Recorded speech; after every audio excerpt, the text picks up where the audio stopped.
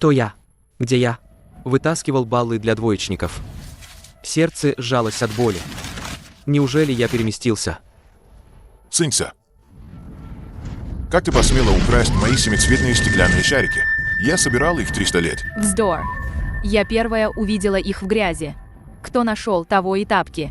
Ах ты, бесстыжий старый рыжий. Великий вселенский огненный шпагат, испепеляющий сердце. А ну-ка, смотри.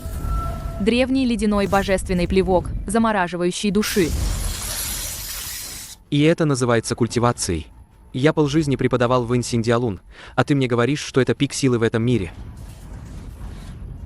Этот черный зверь такой могучий. Он может тащить крошки печенья, в 3 раза превышающие его размер. Это, должно быть, детеныш древнего священного зверя, поглощающего небеса. Обычный черный муравей. Это крошки от моего сухого пайкае. Ты узнал этого божественного зверя. Ты, должно быть, тот самый всезнающий умник из легенд. Система «Образцовый учитель всего сущего» активирована. Исправить понимание видов Сулинер, наградить культивацией на стадии основания. Ладно. Все равно назад не вернуться, главное – выжить. Девочка, смотри внимательно. Это существо называется муравей. 6 лап, разделен на голову, грудь и брюшко. Перемещение крошек – это биологический инстинкт. А, небеса. Оказывается, это не божественный зверь. Я поняла, учитель, я поняла. Я чувствую, как мой интеллект стремительно растет. Обучение успешно. Студентка Сулинер освоила муравьев-грамотеев, обратная связь с культивацией хозяина, 3-й уровень стадии основания. Значит, эти балбесы обменивают свой интеллект на культивацию. Раз так, то я, Шэнья, устрою в этом мире бессмертных беспрецедентные курсы по ликвидации безграмотности.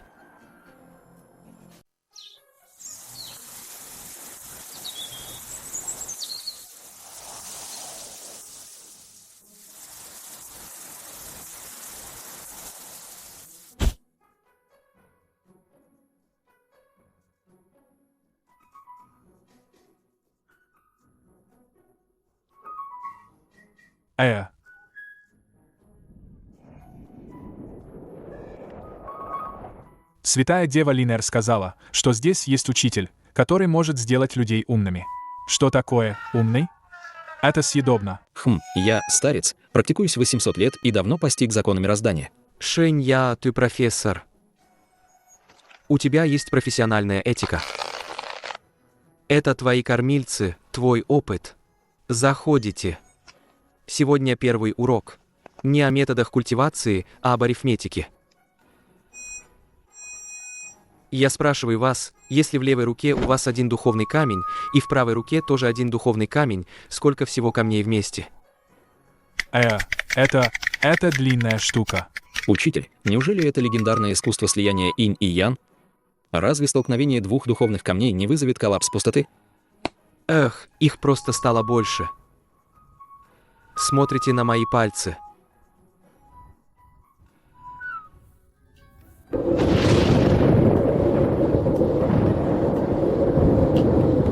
Два. Оказывается, 2. Я, старец, застрял на стадии зародыша души на 300 лет, так и не понимая, что идет после единицы. Оказывается, это 2. Учитель поистине небесный человек. Обучение успешно. 3 культиватора освоили базовый счет. Обратная связь по уровню культивации хозяина. Стадия закладки фундамента. 9-й уровень. Не удивляйтесь так. Красота математики в логике. На следующем уроке мы узнаем, сколько будет 2 плюс 1. Учитель, это слишком глубоко. Помедленнее. Дайте нам переварить эту двойку. Кто здесь? Какое чудовище? Как смеешь распространять здесь еретические искусства?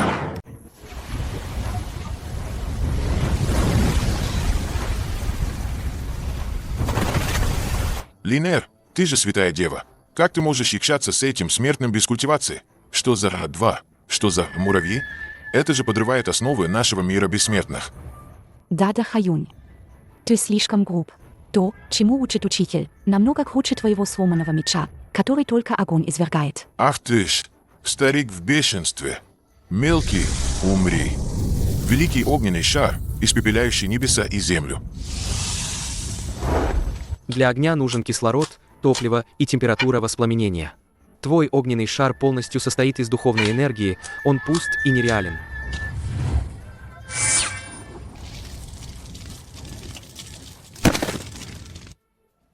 Я? Почему я встал на колени? Почему мой огненный шар погас?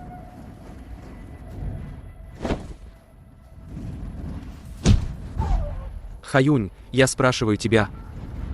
Вода может потушить огонь. Знаешь почему? Ну, вода более свирепая. Потому что вода изолирует кислород и снижает температуру. У тебя есть огромная сила, но ты даже не знаешь принципов горения. Понял. Оказывается, огонь не вымылен мной, а создан. Учитель, прими поклон от ученика. Обучение физическим основам культиватора стадии трансформации духа. Культивация хозяина стремительно растет. Повышение до первого уровня стадии золотого ядра. Небеса этого мира бессмертных, кажется, слишком долго были скрыты неким туманом. С сегодняшнего дня холм непослушных детей переименовывается в святую землю познания.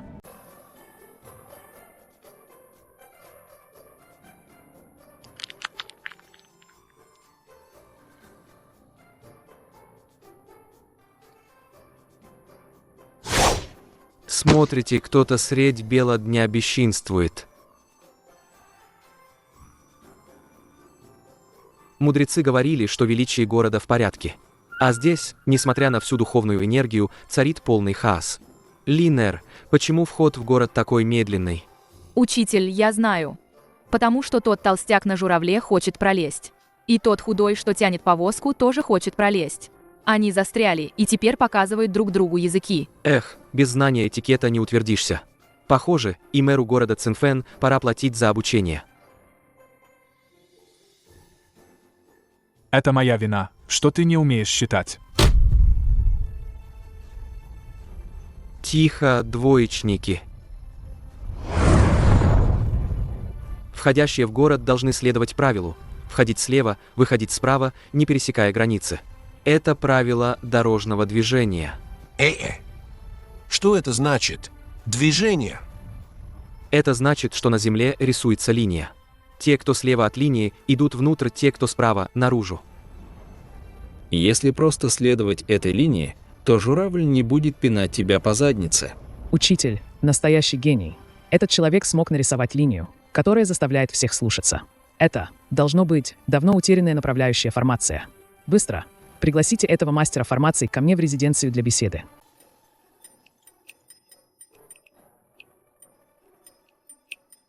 Мастер, мое совершенствование застопорилось. Сидя на этой лошади, я постоянно качаюсь и не могу войти в медитацию. Почему эта лошадь все время пытается меня сбросить? Наверное, лошадь проголодалась.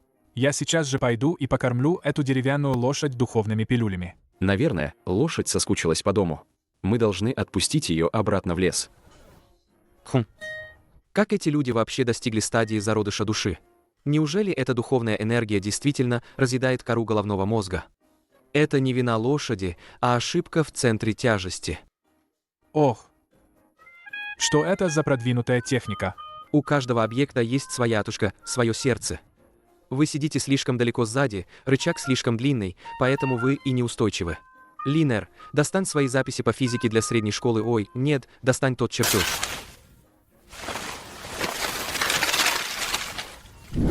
Баланс крутящего момента. Если вы, владыка города, сможете равномерно распределить духовную энергию по 3 опорным точкам, образуя треугольник, то будете непоколебимы, как гора.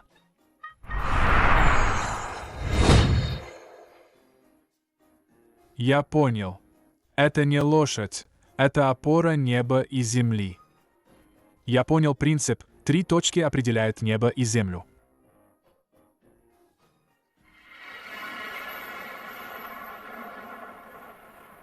Старый Цин, выдай того злого культиватора, который делает людей умнее. Мой брат Теню с тех пор, как послушал его лекции, теперь целыми днями дома камни считает и даже драться забыл. Довольно интересно. Похоже, высшее образование в этом мире совершенствования придется начинать с принудительного сноса. Шэнья, воришка, верни мне моего наивного брата. Раньше он только грабил, а теперь научился стоять в очереди за лекарствами и говорит, что хочет быть образцовым гражданином. Ты погубил его будущее. Теню, твой брат теперь просвещен и разумен. Ха-ха-ха-ха. Давай сразимся. Одним ударом я превращу тебя в лепешку. Нет, мы будем соревноваться в устном счете. И как это будет?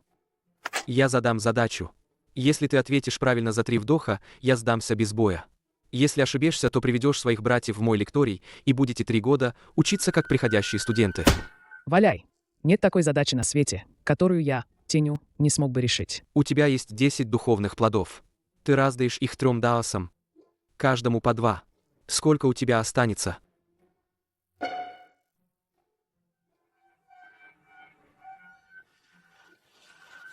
Три даоса по 2 это 32. Нет, 500. Да 5 неправильно, это 6. Ай-яй-яй. Моя голова сейчас лопнет.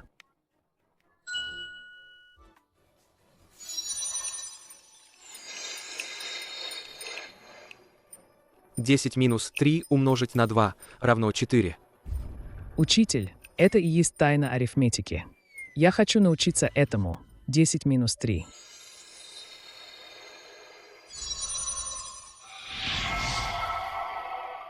Раз так, сегодня мы проведем церемонию расширения лектория.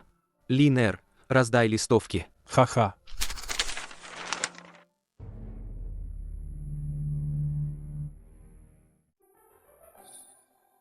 Железный дракон, ты же культиватор стадии зародыша души. Видя этот нежный цветок, неужели ты можешь сказать только «очень красный»? Этот цветок красный, как кровь, которую я только что выбил из собаки. Учитель говорил использовать сравнение. Этот цветок красный, как лицо учителя, когда он злится. Слушай внимательно. Должно быть, персиковый цвет снова содержит ночную росу. Ива зеленеет в утренней дымке.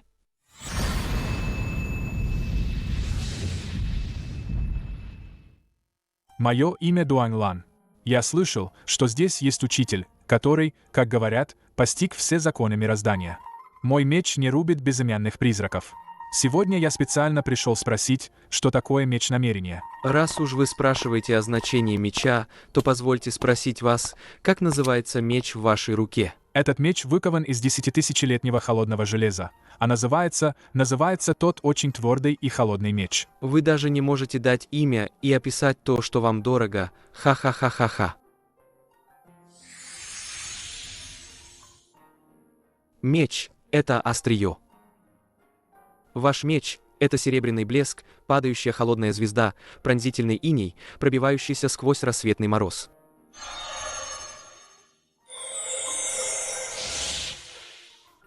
Раньше я знал его только как ледяную задницу. Учитель, прошу, даруйте мне полное имя. Отныне твой меч будет называться пронизывающий.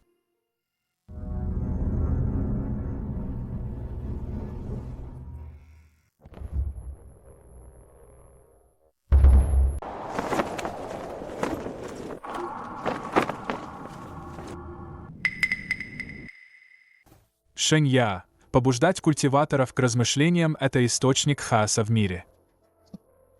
Я, представитель великого жреца, закрываю лекторий «Учись быстро» и принудительно напою вас забвенным порошком. Кто посмеет тронуть учителя? Я только что научился считать до 200. Кто посмеет заставить меня забыть это? Я буду биться с ним насмерть. Раз вы считаете, что думать – это ошибка, то я, Шэнь, спрашиваю вас, откуда у вас в руках этот флаг? Конечно, дарован великим жрецом. Почему великий жрец даровал его вам? Потому что я предан. Но как может возникнуть слово «преданность», если не через размышление? Если вы просто кусок дерева, о какой преданности может идти речь? Если вы размышляли о том, как быть преданным, то разве вы уже не нарушили ваш запрет на мышление? Я думал, я не смею думать.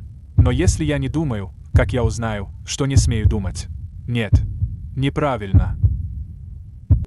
Ваше существование – это парадокс. Ваше совершенствование – пустые слова.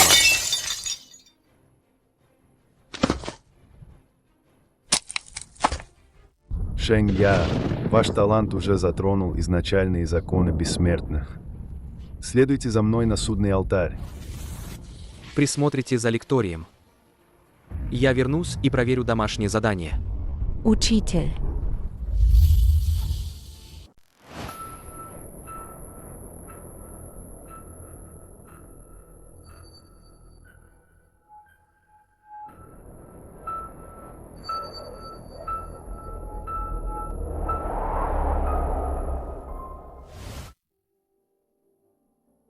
Шэнья, с незапамятных времен лишь простодушные могли вмещать духовную энергию. Твое просвещение — это самосожжение. Если сегодня проекции всех бессмертных этого мира смогут написать ответы на этот свиток, я признаю тебя учителем всех времен.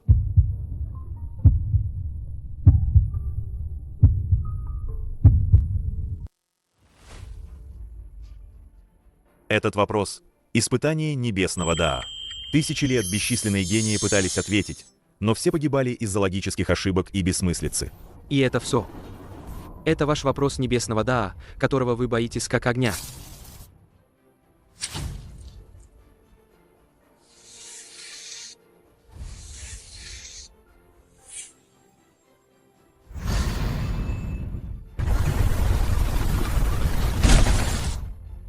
Что ты написал? Этого не может быть. Я — первый светоч в этой вечной ночи.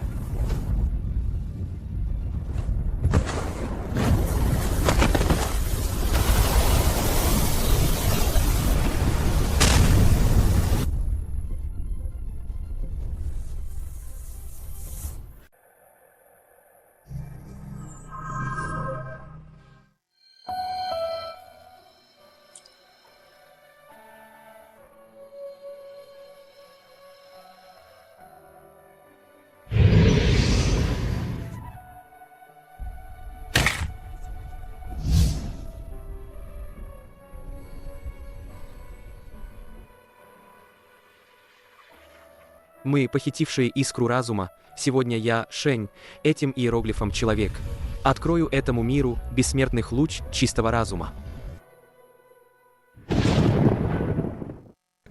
Эти две линии — это человек.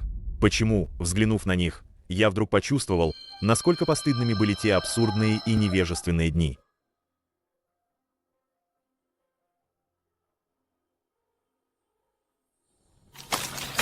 Я играл в такие глупости. Мне так стыдно. Хозяин, написав иероглиф «человек», определил достоинство видов в мире бессмертных и возродил весь мир бессмертных через просвещение.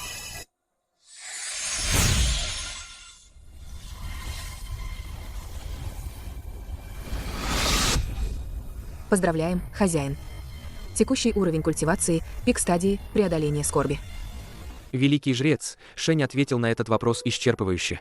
Исчерпывающе. Более чем исчерпывающе. Учитель поистине первый мудрец всех времен.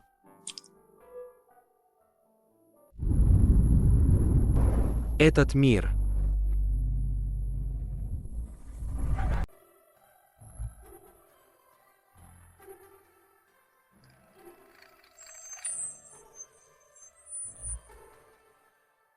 Учитель сказал, что после просветления первое, что нужно, это умыться. Посмотрите на ваши сопли, висящие до земли. Что это за вид? Приветствуем возвращение святого учителя.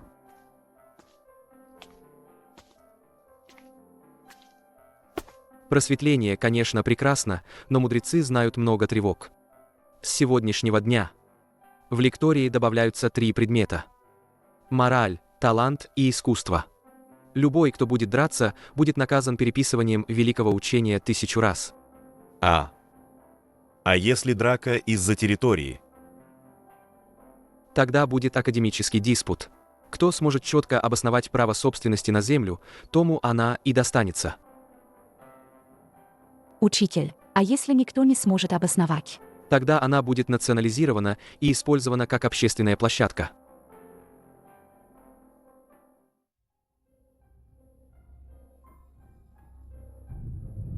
Шэнья, ты нарушил правила. Этот мир бессмертных — это же огромный детский сад. Разве не лучше всем быть счастливыми дурачками? Зачем ты заставляешь их познавать боль и жадность? Без ясной души даже вечная жизнь — всего лишь пустая оболочка. Кто ты? Я садовник этого сада. Раз уж ты так настаиваешь на просвещении, то на следующем большом празднике мира бессмертных. Надеюсь, твои ученики не проиграют моим послушным деткам. Когда я уходил, и вы склонялись. Теперь я вернулся. Телонг. Тебе нужно говорить приглушенным голосом, выражая тоску расставания. Ты что, зовешь на помощь? Ох, учитель, эти чувства расставания слишком сложны. Раньше, если кто-то мне не нравился, я просто бил его дубиной с волчьими зубами. Я никогда не испытывал такой тоски.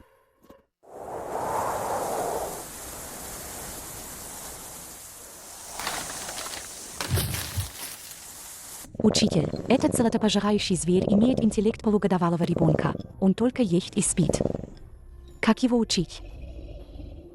У всего сущего есть своя природа. Он любит золото, так что мы научим его эквивалентному обмену.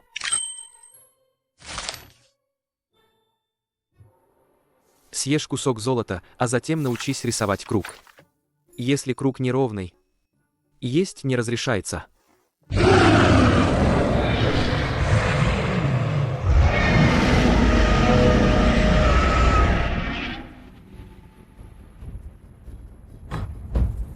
Рисуй.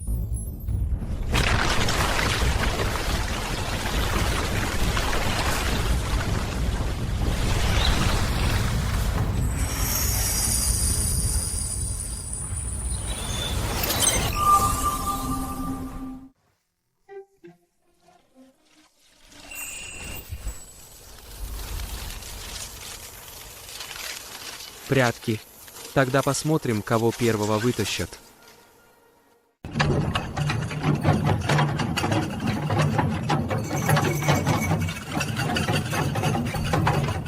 Ритм звука заключается в том, что ваши могущественные заклинания звучат, как старый осел, тянущий жернов. Железный дракон, перестань бить в этот колокол. Учительские перепонки вот-вот лопнут. Учитель, разве это не звучит величественно, когда громко? Ах.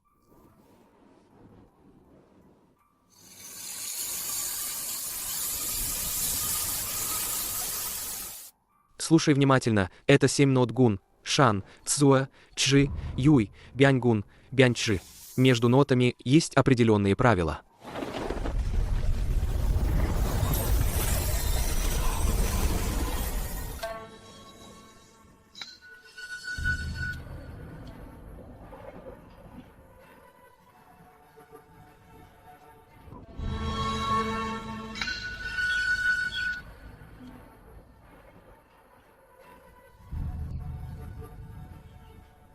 Наставлять живых существ в понимании музыкальной теории, отклик на культивацию хозяина, осознание закона святого на 1%. Раньше мы знали только, кто громче кричит.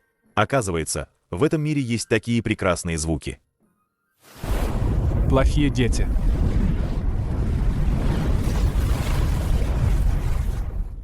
Дедушка-садовник сказал, что если вы будете изучать эти кислые штуки, то станете немыми.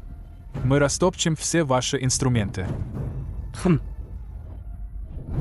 Раз уж нет воспитания, то позвольте Шэнья взять на себя заботу об этом. Учитель. Этот туман очень странный. У меня голова кружится, хочется поиграть в грязи. Отбросьте все отвлекающие мысли и читайте о любви к лотосу. Он вырастает из грязи, но не запятнан ею. Омывается чистой рябью, но не становится вульгарным.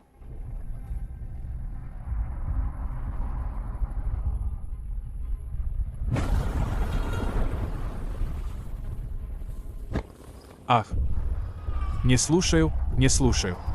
Вонючий учитель, смотрите на меня.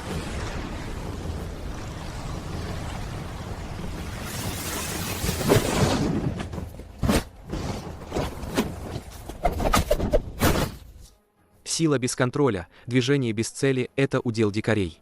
Сегодня я, Шэнь, научу вас, что такое приличие, справедливость, честность и стыд.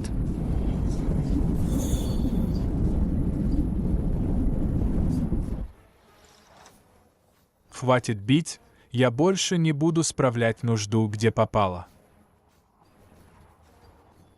Обучение враждебных злодеев основам этикета. Обратная связь по развитию. Получен прототип золотого тела святого учителя.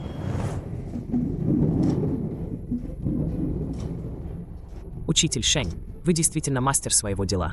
Даже моего внука смогли научить. Завтра на празднике бессмертных я буду ждать вас в долине 10 тысяч младенцев. Тогда мы сравним, чьи ученики более милосердны.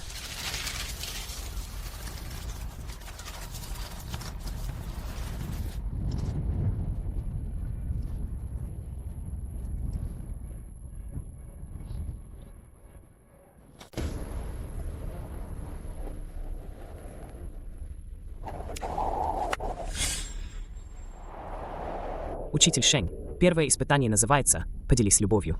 Вот куча духовных плодов. Тот, кто сможет осчастливить всех присутствующих, победит.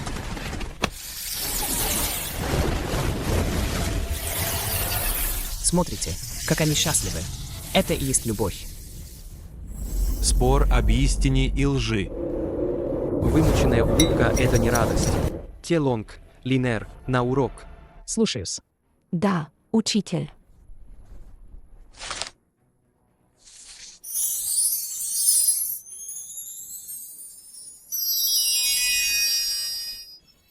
Истинное счастье – это когда старики доживают свой век, взрослые находят применение своим силам, а дети растут и развиваются.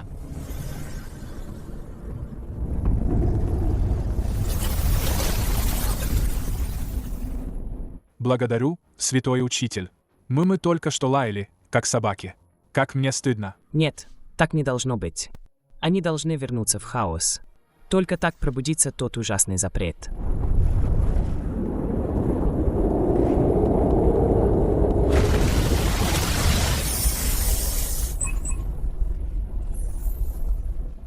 Садовник, что это за штука, о которой ты говоришь? Что это такое? Шень Я, ты выиграл эту партию, но проиграл всю игру.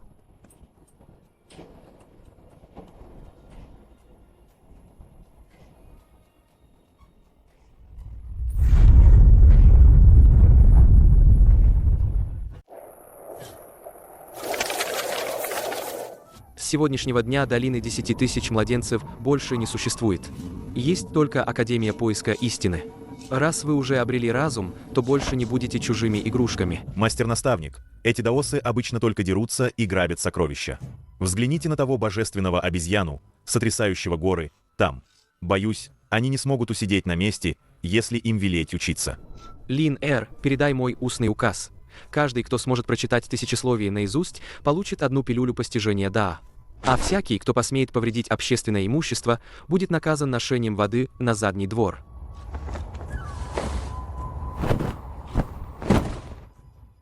Ты обладаешь безграничной силой, но не знаешь, откуда она берется. Твои кулаки хаотичны, твое сердце беспокойно, как гром.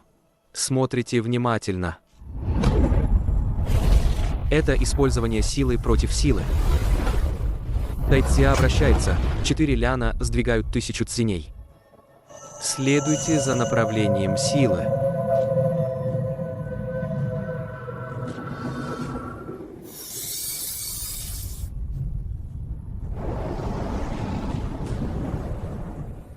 Системное уведомление. Великий мудрец клана Просвещения овладел основами механики и получил обратную связь по культивации на уровне святого второй ступени. Получена особенность прикосновения Мидаса.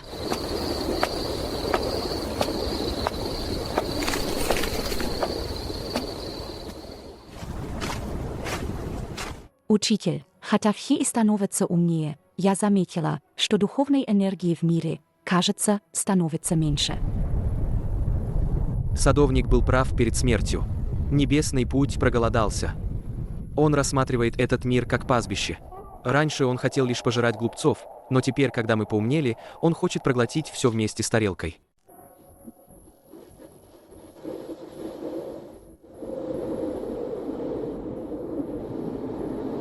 Учитель, с небом что-то не так. Мало того, что дождя нет, так еще и облако, кажется, съел сам Небесный Император. У всех закончились духовные пилюли.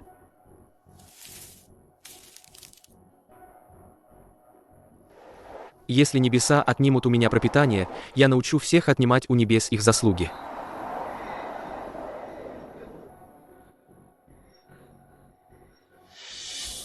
Дождь – не дар богов, а результат конденсации водяного пара.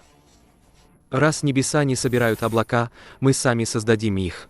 Те Лонг, возглавь культиваторов огненной стихии. Сожгите остатки духовной жидкости в море духа, чтобы она превратилась в пар и поднялась вверх. Великий жрец, возглавь культиваторов ледяной стихии. Как только пар поднимется в небо, покройте его инеем.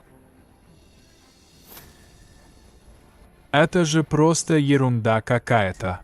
Это принцип круговорота воды. Делайте, как я сказал.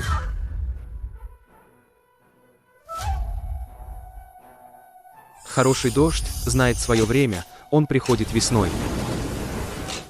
Он проникает ночью с ветром и тихо орошает все вокруг.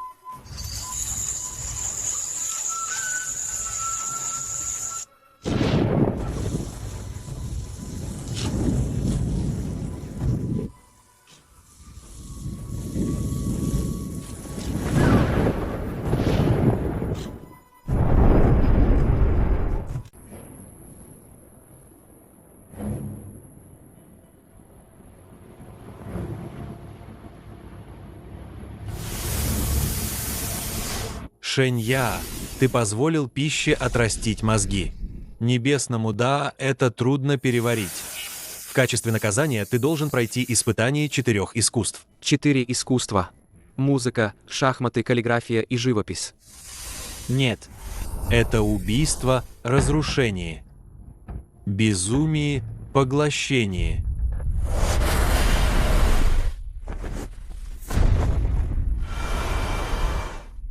Ваши убийства бессистемно. Позвольте Шэнья нарисовать вам картину.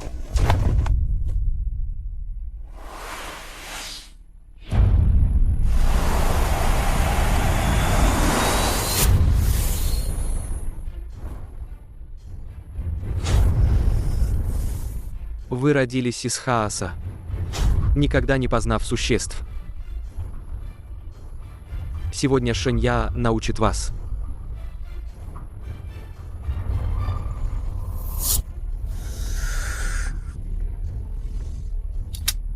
Ты хочешь поглощать? Тогда посмотри. Сможешь ли ты поглотить эту вечную цивилизацию?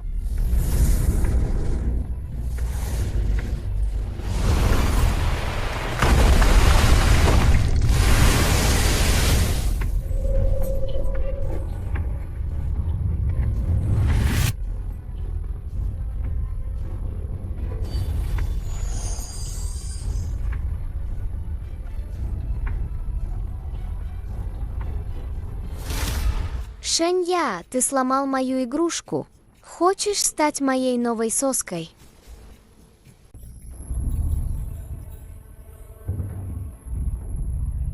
Не смотри на непристойное, не слушай непристойное, не делай непристойного. Вы, будучи источником всего сущего, постоянно берете, не спрашивая. А брать без спроса – это воровство. Маленький, умеет говорить. Забавно. Будешь моей трещоткой.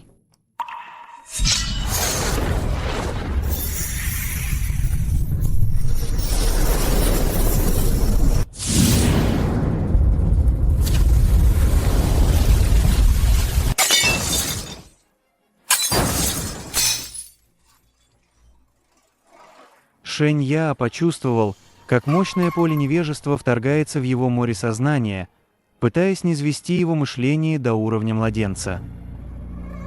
Разнообразие вещей – это их природа. А ты своим невежеством нарушаешь истинное знание. Это идет против небесного Даа. То, что небо предопределило, называется природой. Следование природе называется Даа. Совершенствование Даа называется учением.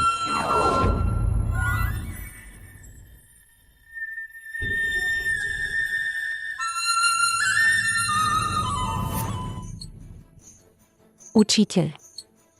Этот ребенок слишком большой. Мы не сможем его научить. Давайте вернемся. В мире нет ненаучаемых талантов. Есть только нерадивые учителя.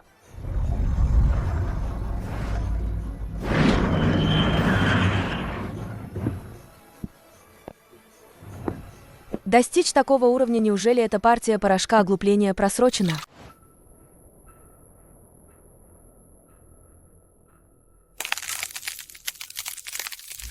Я Шэнья, нынешний декан лектория «Учись быстро» Нижнего мира. Раз вы являетесь опекуном этого ребенка, разве не кажется вам, что потворствовать ему в пожирании всех живых существ – это отсутствие милосердия?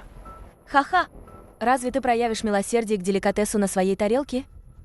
Этот ребенок – младший сын имперского рода Лазурного неба. Мир бессмертных, о котором ты говоришь. Всего лишь печенье для его зубов. Но печенье бывает грубым и изысканным. Вы воспитываете из него дикого зверя, который знает только, как поглощать. Как он сможет нести величие имперского рода, когда вырастет? Если он вырастет в невежестве, то всю свою жизнь будет лишь огромным глупцом. Что ты хочешь сказать? У меня, Шэня, есть план. Он может научить этого ребенка этикету и стыду. Если он сможет постичь законы мироздания, то, когда он займет трон императора, он непременно станет мудрым правителем. Вы, как чиновница, не способны к обучению, что привело к его посредственности. Разве вы не боитесь гнева имперского рода?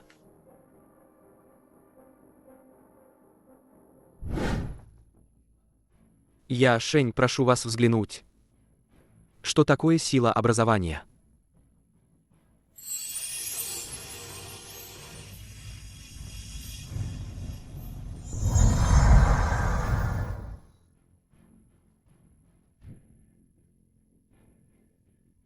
Системное уведомление. Из-за попытки хозяина обучать высшую расу, сложность обучения определена как легендарная.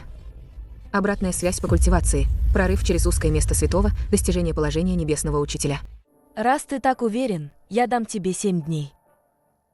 Если ты сможешь научить этого ребенка самодисциплине, я сохраню твой мир.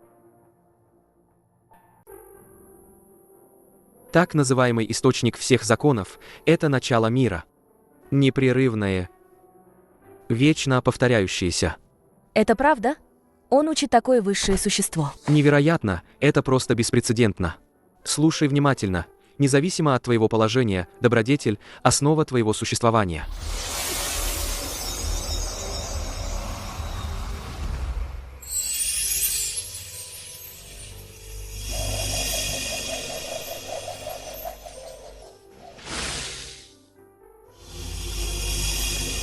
Давай. Попробуй почувствовать эту ауру.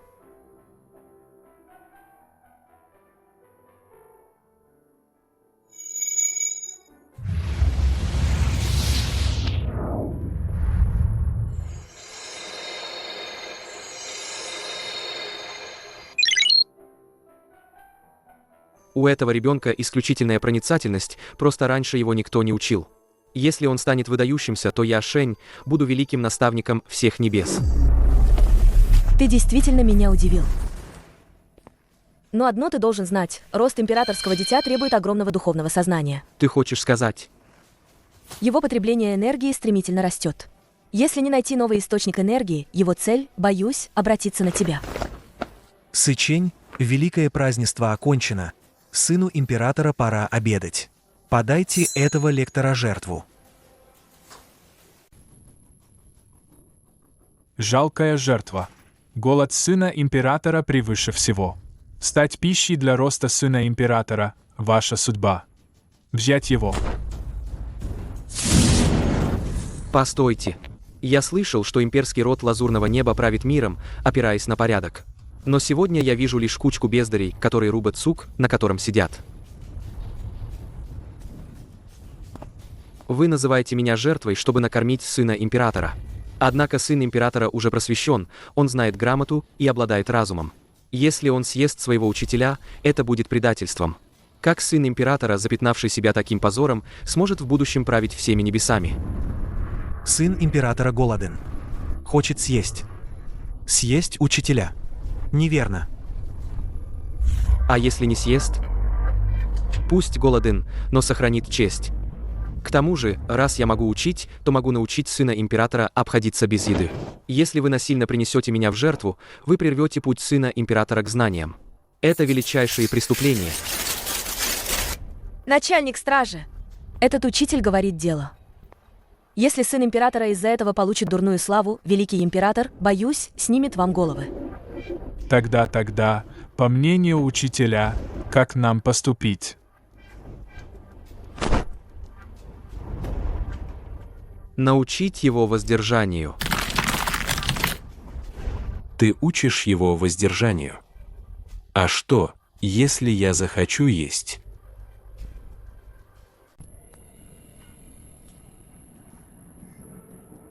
Я прожил 800 тысяч лет и впервые вижу существо, осмелившееся рассуждать в этой детской. Долголетие небесного императора сияет, как звезды, но даже если император может поглотить мириады миров, была ли хоть одна строчка поэзии или книги в его сердце? Вот так дикая пустошь. Мне не нужны никакие доводы. Я сам и есть довод. Раз уж ваше величество явились, значит в вашем сердце есть сомнения. Взгляните на этого ребенка, сможет ли он пойти по пути, отличному от вашего.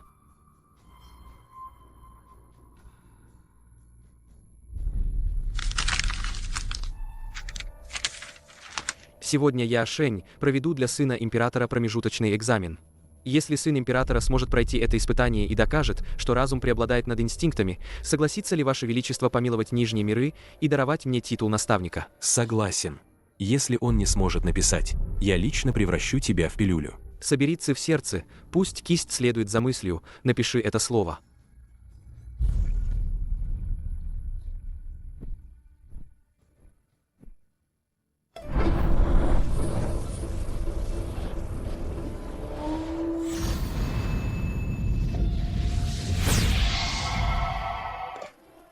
Эта сила сотрясает мои основы.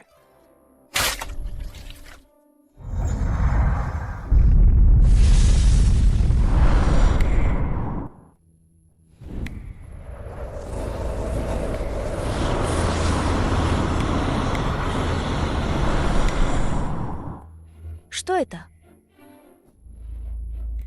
Быстро! Защитите его высочество!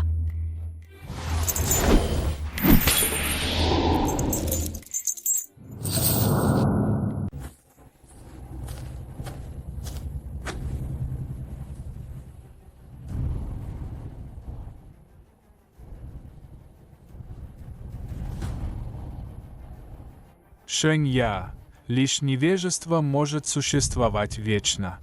Сегодня мы полностью вернем этого ученика в хаос и заставим твоего святого учителя истечь кровью в пустоте. Учитель, бегите! Уровень культивации этих монстров. Я ничего не вижу. Мятежники и предатели смеют говорить о вечности. Вы боитесь света лишь потому, что привыкли ползать в грязи.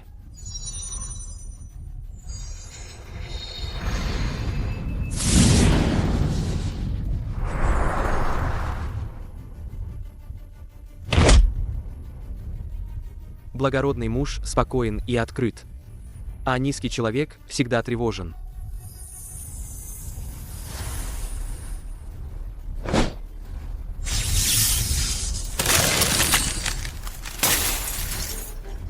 В этой детской комнате Шень – это закон.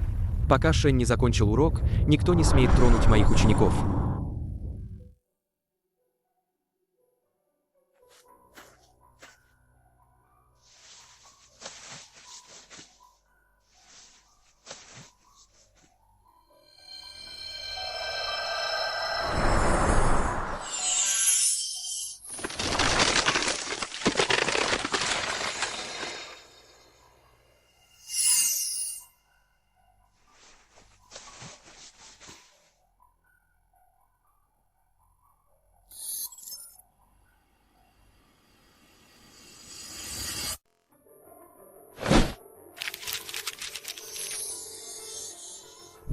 Чтобы ты не держал в руках древний демонический свиток. Перед лицом абсолютного хаоса любой разум обратится в прах. Умри, Шэнья. Третья версия плана по популяризации базового логического образования в мире культивации. Земляк, твои дурные пристрастия ничуть не изменились с годами. Однако, раз уж это наследие, оставленное однокашником, то я, Шень, испытаю его мощь. Первый раздел – взлет орленка. Второе упражнение на растяжку.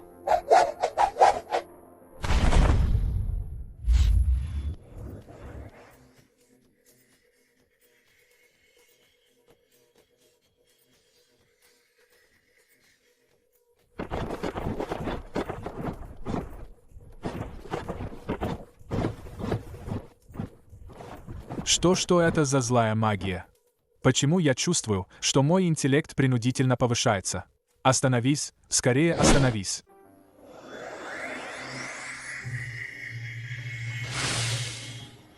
Раз уж выбрал невежество, то сгинь в пламени разума. Таковы мои правила, Шэнь-Я. Системное сообщение. Применено учение предыдущего мудреца. Элитные бойцы павильона противоречия уничтожены. Получен особый предмет. Блокнот земляка.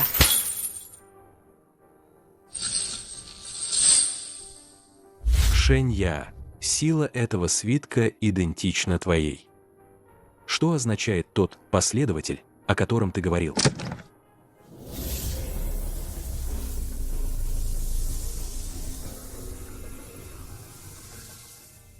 Шэнь-Я, ты отлично послужил и пробудил разум сына императора. Хоть я и не люблю мудрость, но щедро награждаю заслуженных. С сегодняшнего дня я жалую тебе титул великого наставника Лазурного неба, равного по положению вице-императору. Ты будешь руководить департаментом образования высшего мира. Поздравляю, великий наставник. Отныне все существа высшего мира будут называть вас учителем. Ваше Величество, этот Шэнь готов принять титул великого наставника. Но у меня есть одно условие. Высший мир, конечно, прекрасен, но мой лекторий «Учись быстро» находится в низшем мире. Корень образования в его повсеместном распространении, а не в возведении высоких башен. Ваше Величество, даруйте мне 100 источников пробуждающей души росы и 10 тысяч комплектов звездных чернил и порядковых кистей, чтобы я мог взять их в низший мир и перестроить мироздание. Ты хочешь пробудить всех этих питомцев? Разве ты не понимаешь, что если все существа станут умными, пища для небесного Дао полностью исчезнет, и тогда высший мир погрузится в хаос? Если все существа обретут разум, их сила желания и искры мудрости будут гораздо ценнее, чем просто духовная энергия. Ваше Величество, вы хотите стадо огнедышащих животных или армию мудрецов, способных завоевывать все миры для вас? Согласен.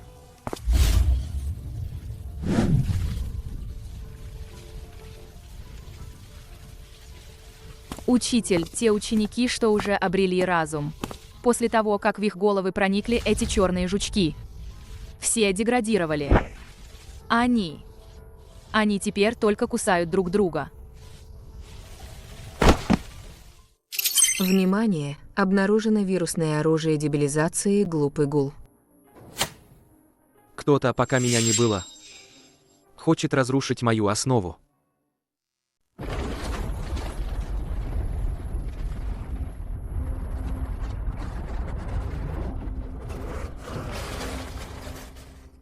Учиться, голова болит, а быть глупым так приятно, ням-ням.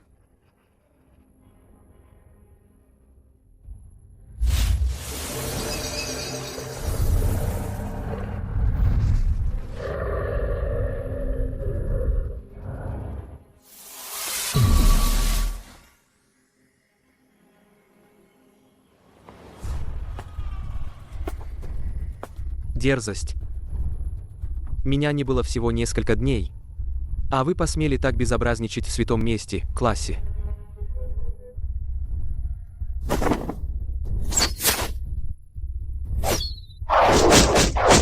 Всем стоять смирно. Лин-Эр, достань звездные чернила.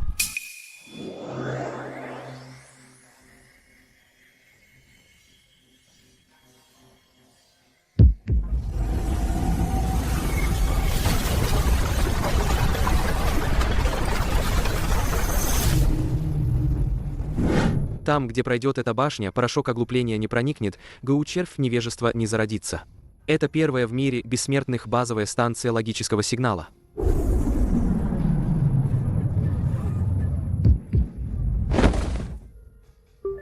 Системное уведомление. Успешно подавлена чума оглупления, построена первая башня духовного сознания. Обратная связь по культивации. Официально достигнут уровень высшего образцового учителя. Получен навык «Глобальное вещание лекций».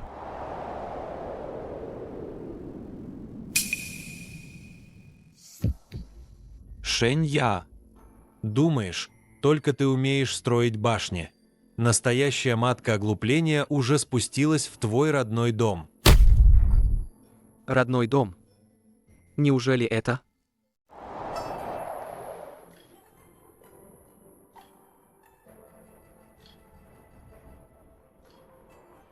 Как говорят мудрецы, лишь зная прошлое, можно понять будущее. Значит, родной дом, о котором упоминали остатки группы по ликвидации неграмотности, действительно там. Учитель, я помню, там были лишь несколько старейшин, которые только и умели, что землю есть. Как это место могло стать рассадником матки ограбления? Святой учитель, ваш старый слуга только что использовал метод гадания по большим данным и обнаружил, что поток духовной энергии на холме непослушных детей крайне искажен. Словно огромная черная дыра безумно поглощает интеллект вокруг. Тогда пойдем и посмотрим. Линер, прикажите Луну взять отряд стражей порядка. Сегодня наставник императора возвращается домой не за подарками, а чтобы проверить домашние задания.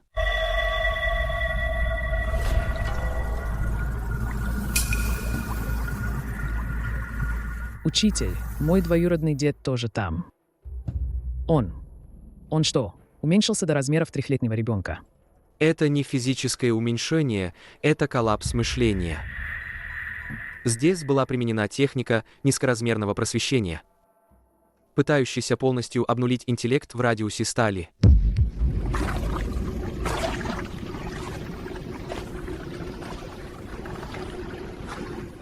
СПИ, дитя мое. СПИ. Не думай. Думать больно. Источник матки оглупления связан со смертью предыдущего трансмигранта.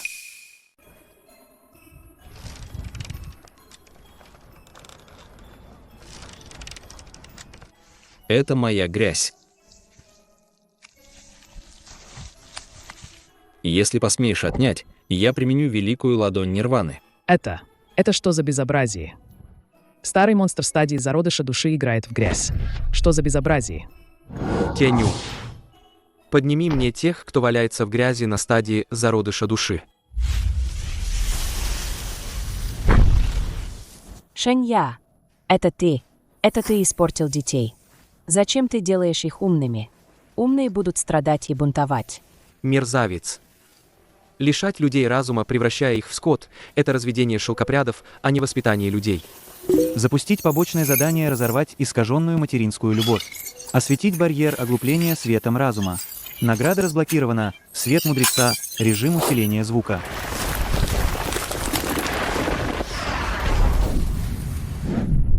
Земляк. Раз этот значок здесь, то я, Шень, позаимствую твою незавершенную при жизни волю.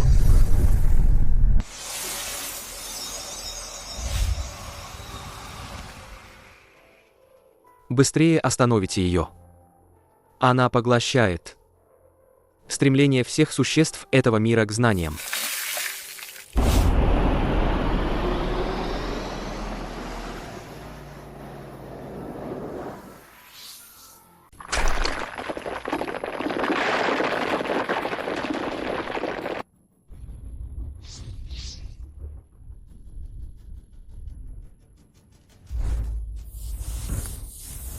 Я хочу молока. Я хочу домой к маме. Теню. Проснись же.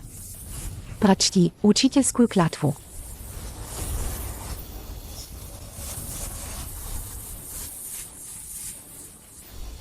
Только огонь пробуждения может это исцелить. Все ученики, слушайте мой приказ. Следуйте за мной и читайте «Песнь великого ветра». Небо движется неустанно, и благородный муж стремится к самосовершенствованию без остановки. Без остановки. Земля поддерживает все сущее, и благородный муж несет на себе бремя добродетели.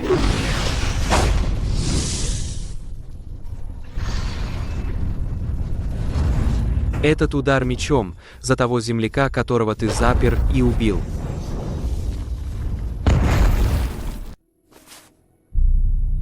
Господин Шень, раз этот злодей повержен, куда нам теперь идти? Это только начало.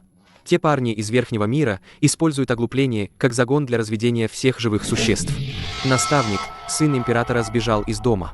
Он сказал, что отправляется на поиски поэзии и далеких земель, о которых вы говорили. Сейчас он направляется в бездну отчаяния в Нижнем мире. Сбежал из дома.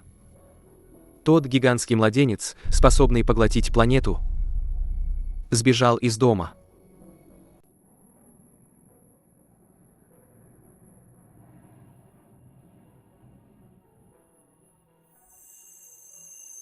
Учитель сказал, что мир снаружи очень большой.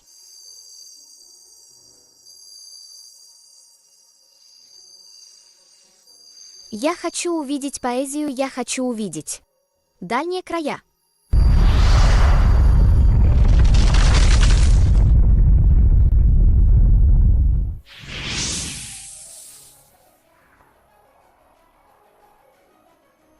Сын императора умудрился сбежать из дома.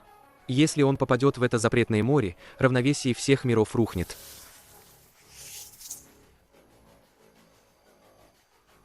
Вот тебе и поэзия, и дальние края. Я учил его возвращению домой, чтобы он развивал свой характер, а он мне устроил прогул вселенского масштаба. Учитель, нам нужно его догнать. Это бездна отчаяния по одному названию уже звучит опасно. Святой Учитель не стоит. Бездна отчаяния — это свалка мира бессмертных. Все культиваторы, что сошли с ума от избытка ума, в итоге исчезли там.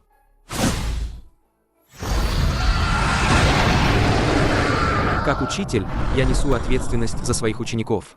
Раз уже этот ребенок сбежал, Шэнья догонит его хоть на край пустоты и заставит переделать домашнее задание. Теню, ты остаешься охранять башню духовного сознания. Линер, великий жрец, следуйте за мной в бездну.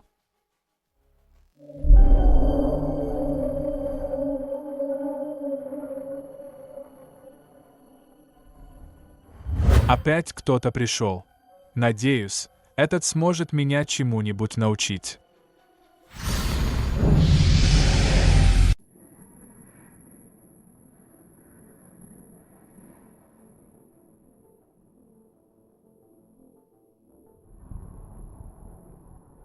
Это дорога моя. Это дерево мое. Фе-фе-фе. Неправильно. Вы, будучи полусвятым, играете здесь в такие детские игры. Что такое стыд? Его можно есть. Ахахаха. Здесь все играют в игры. Тех, кто не играет, большая мама забирает и съедает.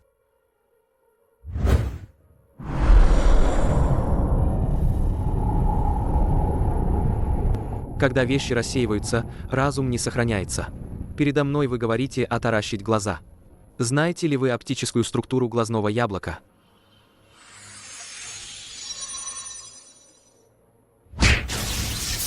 Ваше зрение имеет смещение фокуса, сильный астигматизм, а также сопровождается периодическими судорогами.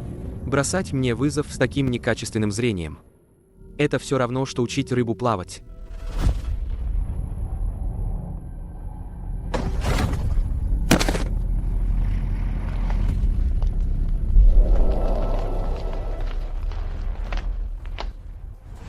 Ради славы имперского рода. Даже если придется уничтожить эту бездну, я должен вернуть сына императора.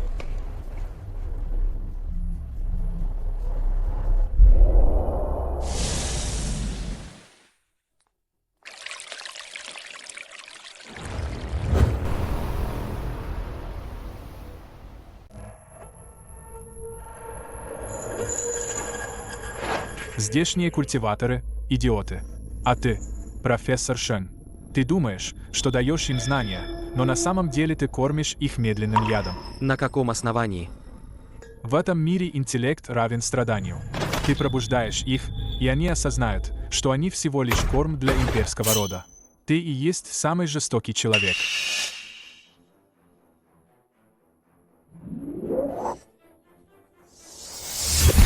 Сердце народа – мое сердце. Твои слова – лишь отговорка труса.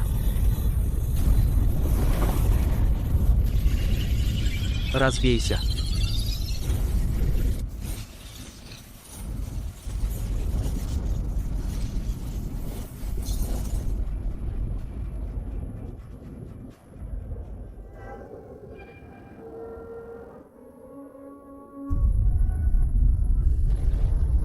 Шэнья, я дал тебе шанс, но ты учишь моего внука, что такое свобода. Раз уж ты так настаиваешь, тогда я полностью уничтожу эту бездну.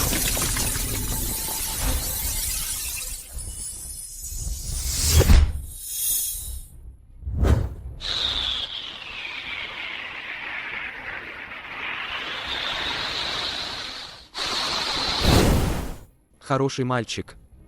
Отпусти соску. Мы вместе уйдем отсюда, хорошо?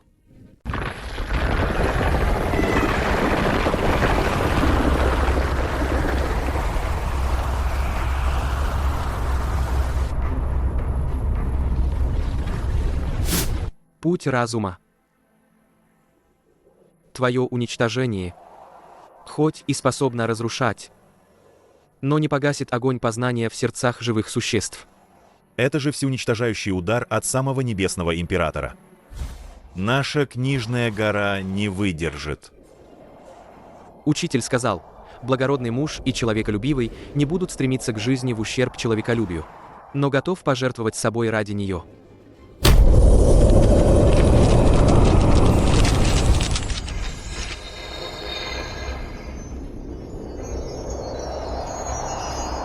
Здесь есть истина.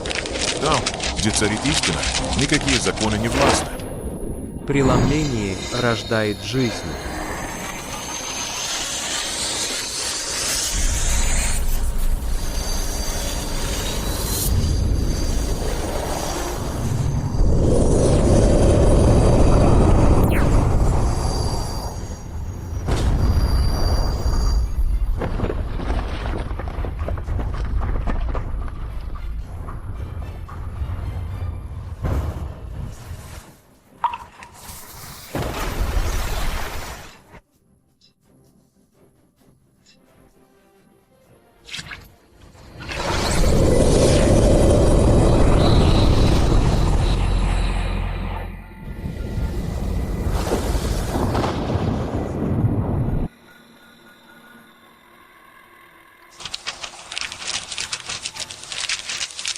Для абсолютной защиты нужно единение всех людей.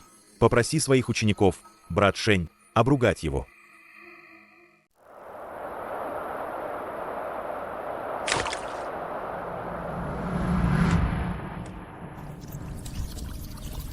Друг, ты опоздал. Кофе здесь остыл уже сотни тысяч лет назад. Ваше имя, господин. Почему вы оказались здесь, в объятиях тьмы? Меня зовут Лян Пин. В прошлой жизни я изучал логику и теорию управления. Когда я перенесся, этот небесный император был лишь маленьким культиватором, который только и умел, что в грязи ковыряться. Я научил его, как устанавливать порядок, но не научил, как контролировать жадность. В итоге он запер меня здесь, сделав меня фильтром мудрости для взращивания масс. Этот мир нереален. Это фабрика духовной энергии. Так называемое совершенствование — это на самом деле производство высокочистых элементов мысли для гигантских младенцев из верхнего мира. Чем выше уровень совершенствования, тем чище мысль, тем вкуснее. Брат Шень, то, что ты сейчас делаешь, это подсыпаешь песок в детское питание босса. Существа не скот. Цивилизация не форма. Вот это дух. Но небесный император уже слился с единственным небесным да этого мира. Это квинтэссенция всей моей мудрости, программа Бэгдар, способная перезагрузить систему небесного Даа. Брат Шень, держи. Лян Пин мертв. Кто теперь может остановить меня?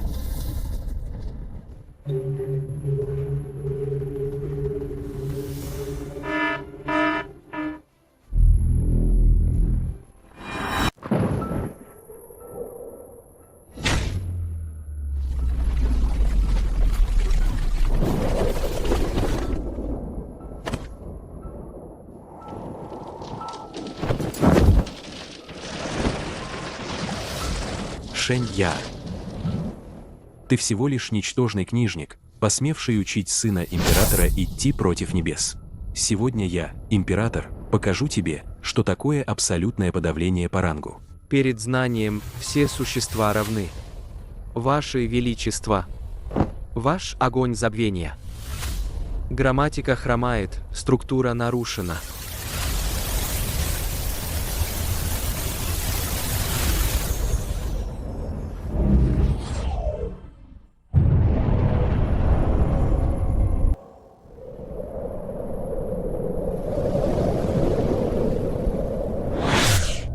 Смотрите внимательно, Ваше Величество.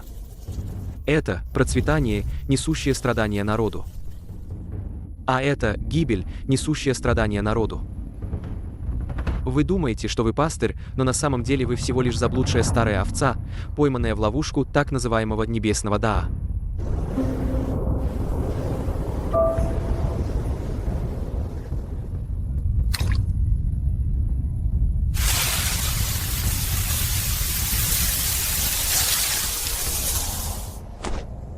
Хороший мальчик, поплачь, и ты вырастешь.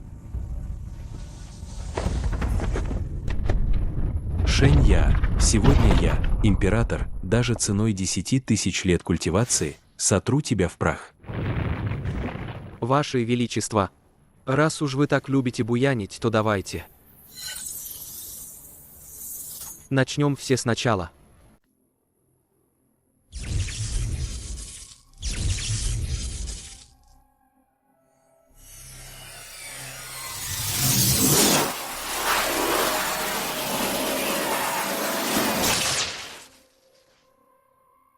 Шэнья. Этот первозданный хаос, высший Да, постигнутый мной за десятки тысяч лет. Для тебя честь пасть от этого приема. Ваше Величество. Шэнья только что наблюдал траекторию движения вашего приема.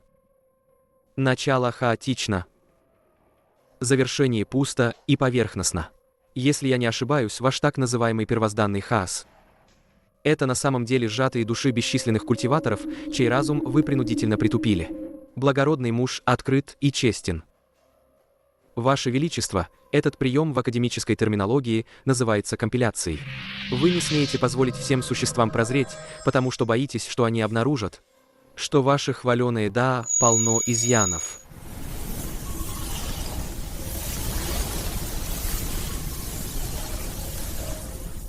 Разрушить его форму, разгадать его смысл, вернуть его к истокам.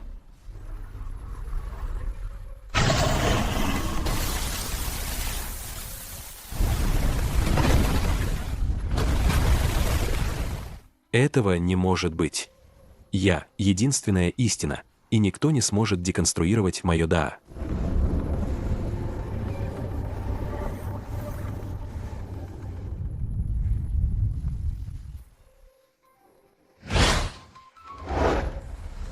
Попробуй только тронуть его.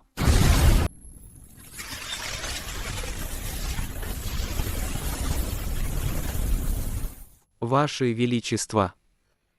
Этот ребенок только что научился писать слово «учитель», но еще не научился писать «сопротивление». Однако он учится очень быстро, потому что каждая его слезинка смывает ту грязь, что вы оставили.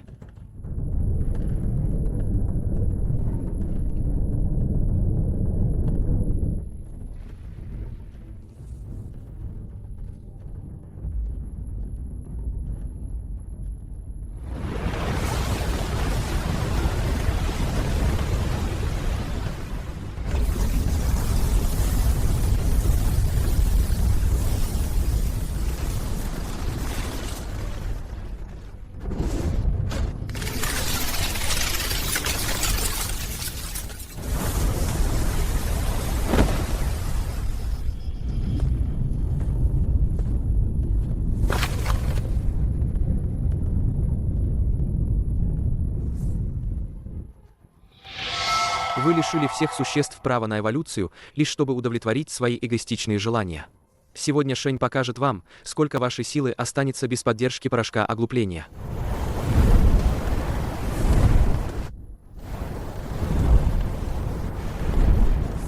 И это тот учитель, которого вы выбрали. Похоже.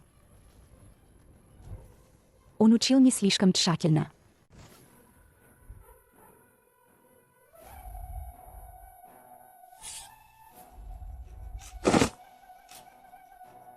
Великий жрец.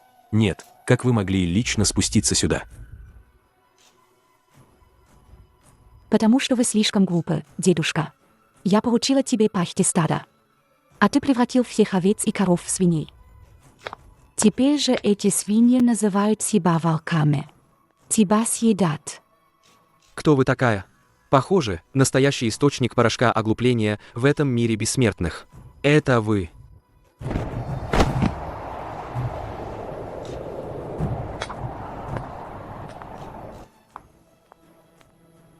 Можете называть меня Ноль. Я администратор этого звездного сектора. Профессор Шень, вы очень интересны. Вы использовали антивирус, оставленный Ланпеном, как оружие, и даже испортили это химия небесного дара. Все существа имеют право на познание. Я, Шень, всего лишь следовал воле небес и людей. Вы хотите уничтожить меня? Ни то, ни другое. Раз уж вам так нравится учить, я дам вам еще больше власти.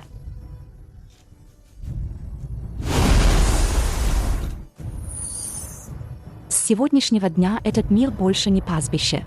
Я назначаю вас вселенским главным ректором. Если вы сможете поднять интеллектуальный уровень этого мира бессмертных до проходного балла, я позволю вам вознести в истинный высший мир. Если же нет, тогда я переплавлю и переделаю все здесь. Значит, моя судьба, Шень, всю жизнь трудиться без устали. Дорогие даосы, с сегодняшнего дня в мире культивации отменяются межклановые распри. Вводится система зачетных баллов. Каким бы высоким ни было ваше развитие. Тот, кто провалит экзамен 5 раз, лишается магической силы и отправляется переучиваться в детский сад. Я, старик, лучше умру, чем буду зубрить троесловие.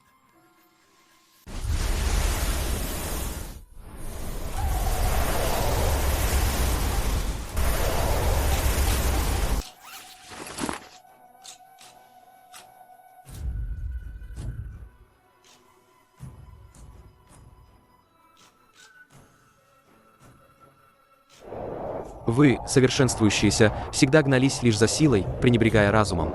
С сегодняшнего дня в мире бессмертных статус будет определяться не уровнем духовной энергии, а количеством учебных баллов, набравшим достаточно баллов эликсиры и Великий Путь. 5 раз провалившимся, лишение духовной энергии и понижение до непослушных детей. Учитель, глава секты меча говорит, что он стар, и у него кружится голова от чтения. Можно ли ему не сдавать тест? Можно ли ему не сдавать тест? Кружится голова. Пусть бегает по заднему склону, пока не сможет наизусть прочитать первые 5 глав Дао Дэ Цзин. Запишите, глава секты меча имеет недобросовестное академическое отношение, снять 0,5 кредита. Это небесный занавес наук и искусств. Им будут окутаны все миры.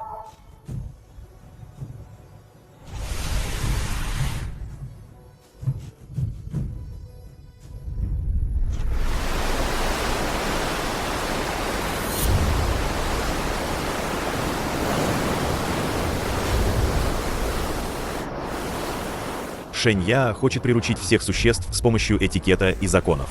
Он забыл, что самая большая свобода в этом мире — это невежество. Мы должны вернуть этим глупцам их невинность. Я не хочу учиться читать, я хочу есть грязь.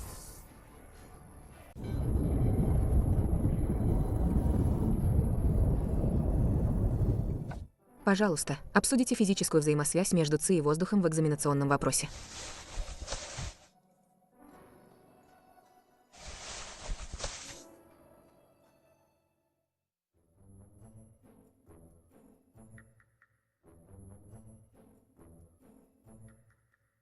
Что это за логика такая? Учитель говорит о закономерностях, но моя закономерность — это когда один удар разбивает все вдребезги. Я не хочу сдавать экзамен.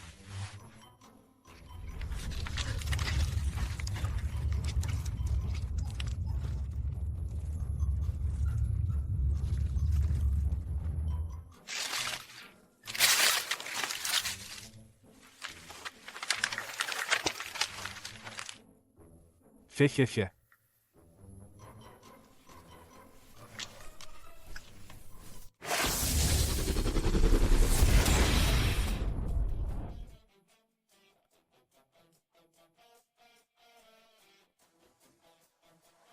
Он не просто под давлением, он заражен чумой оглупления в своем море сознания.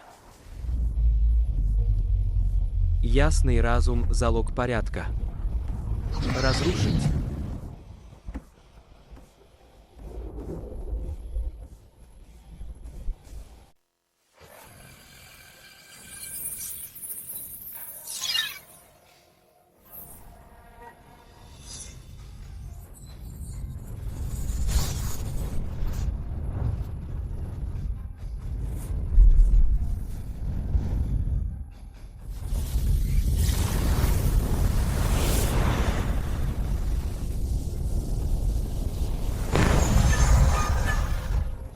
учитель.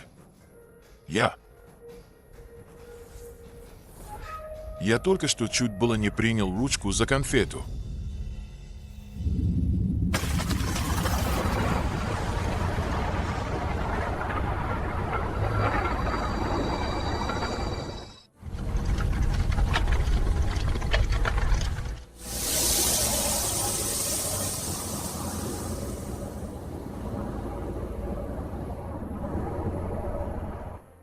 Шэнья, чем глубже ты их учишь, тем сильнее будет контраст, когда они впадут в невежество. Это называется отскок мудрости.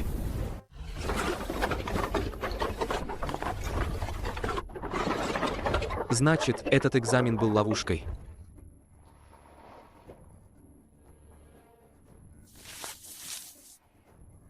Профессор Шэнь, ваш процент сдачи стремительно падает.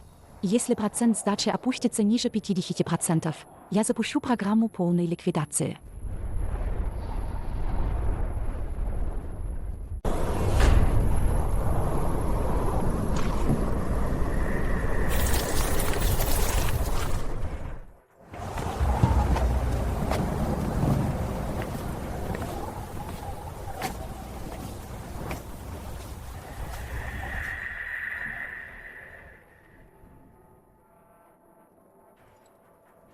Мудрец сказал, не войдя в логово тигра, не поймаешь тигренка.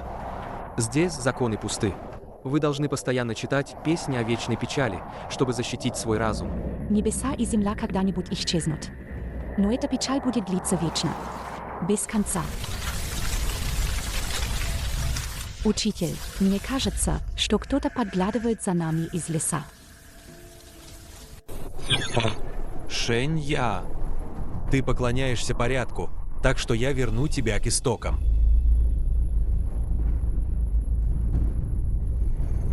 Этот чистый лист способен поглотить все истины мира. Перед ним ты всего лишь примитивное существо.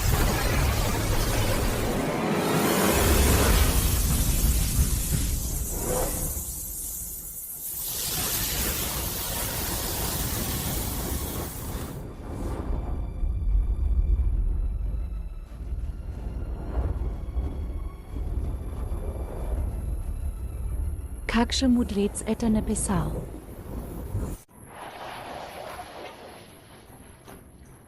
В каллиграфии белая бумага служит для передачи смысла. Ты видишь лишь форму, но не понимаешь сути.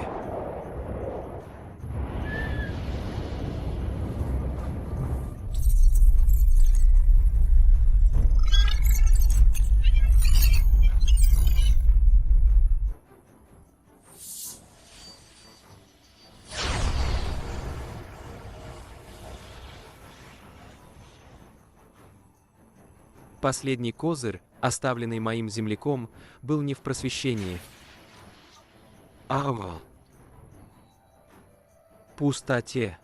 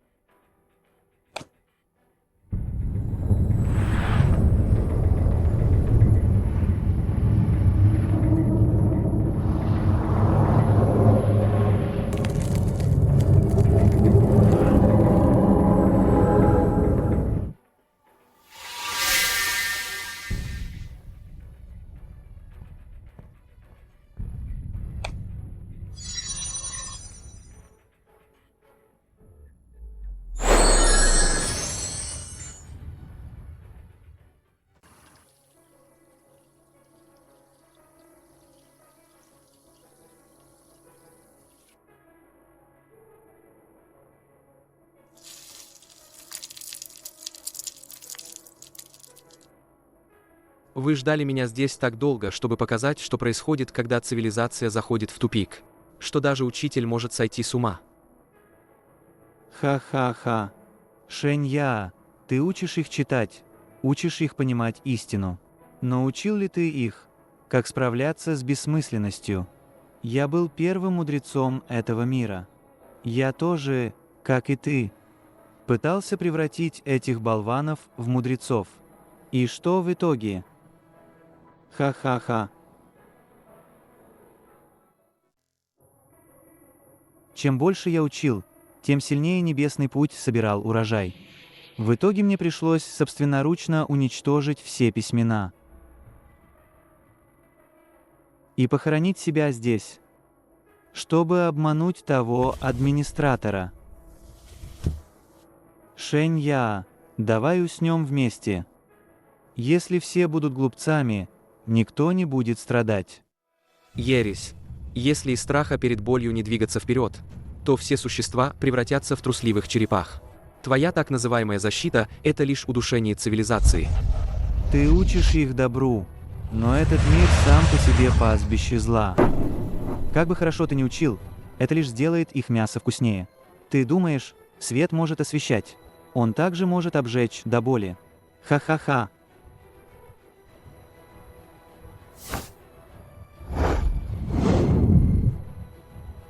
Сегодня я, Шэнь, научу тебя, что значит знать, что невозможно, но все равно делать. Ты говоришь, что письмена приведут к жатве. Но это потому, что ты знаешь лишь форму письмен, а не их дух.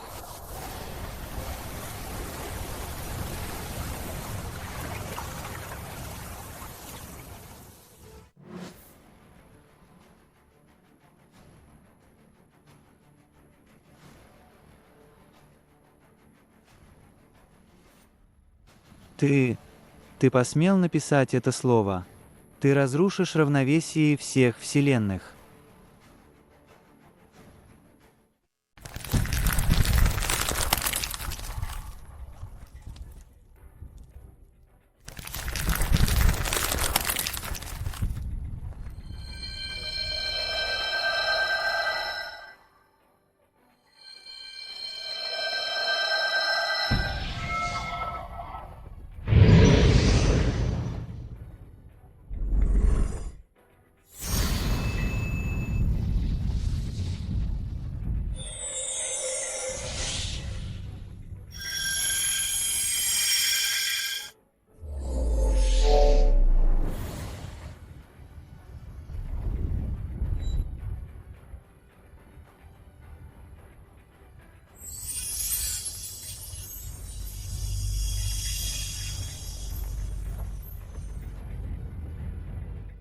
Ты собираешься задокументировать мерзость этого пастбища. Ты сошел с ума. Ты выносишь приговор небесному Даа. Все не так. Все не так.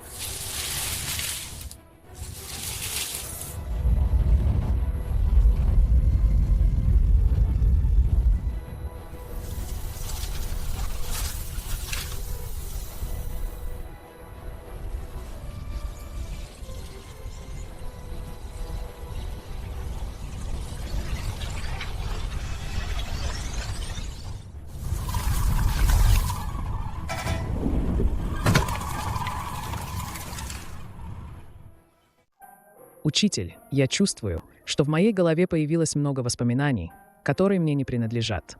Я видел, как праотцы рисовали в пещерах, и как люди прятали книги посреди войны.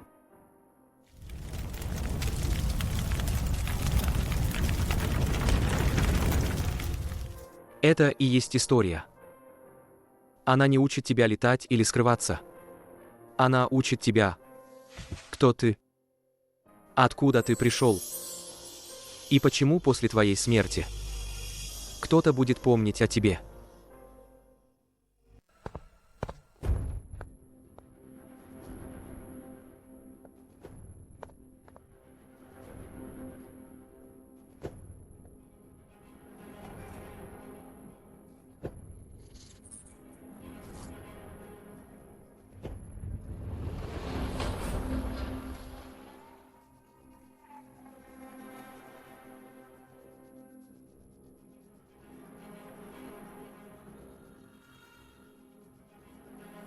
Профессор Шен, вы жульничаете. Вы ввели правила, не принадлежащие этому миру. Теперь все сдают переэкзаменовку.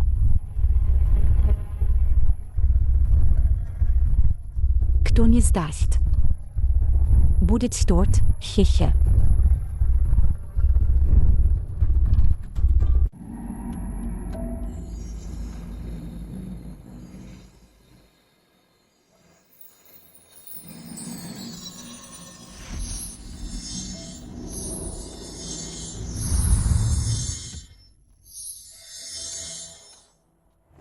Этот экзамен называется «Истинное Я».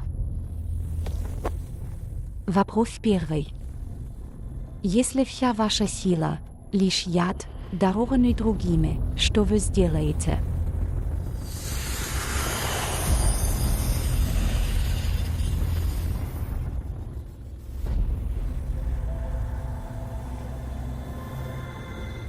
Всем слушать мою команду.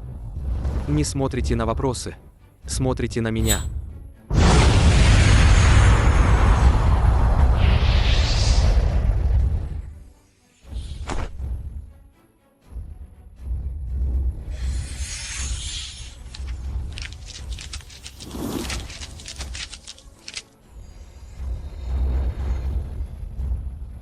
Неважно, что это за яд.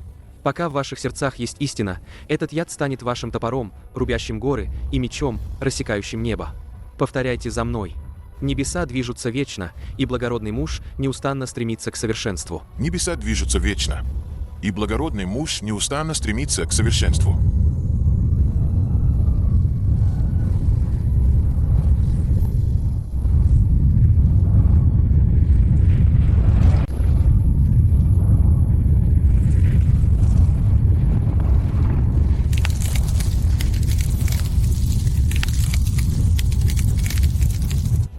Бесполезно. Это лишь временно. Пока вы остаетесь ресурсом. Вы никогда не вырветесь из этой логики.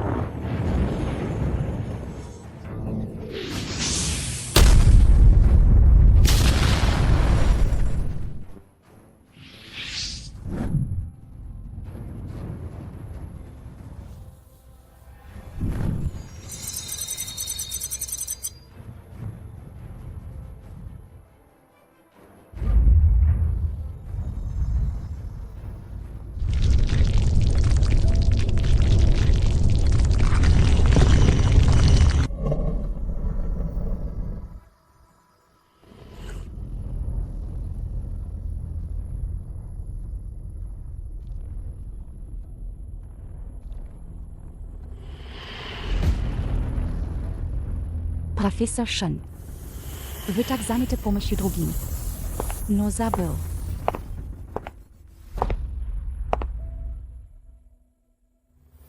Вы самый большой чужак в этом мире, не вписывающийся в его логику. Ваш процент провалов – 100.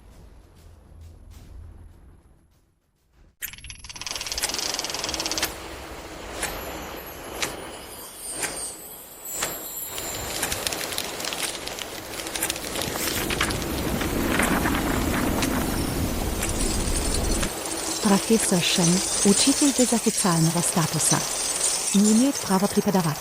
Если вы даже не можете доказать, кто вы, о каком просвещении масс может идти речь? Нет. Учитель. Пожалуйста, останьтесь.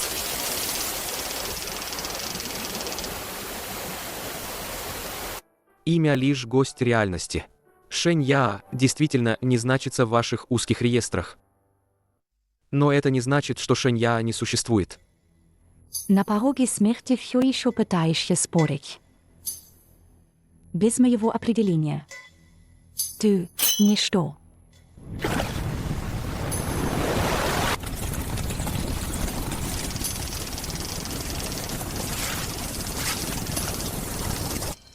Я говорю, что Шэнь Я – тот, кто передает Да, обучает ремеслу и разрешает сомнения. Я не в реестре, а в сердцах людей. Я не в прошлом, а в будущем.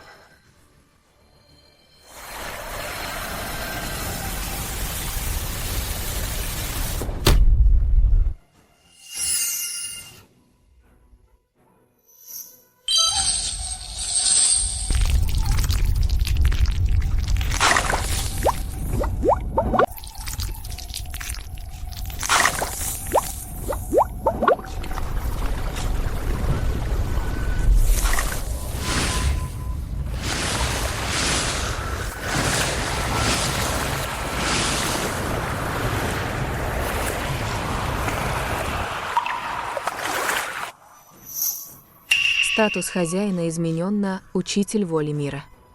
Но, Шэнья, ты думаешь, дальше будет легко?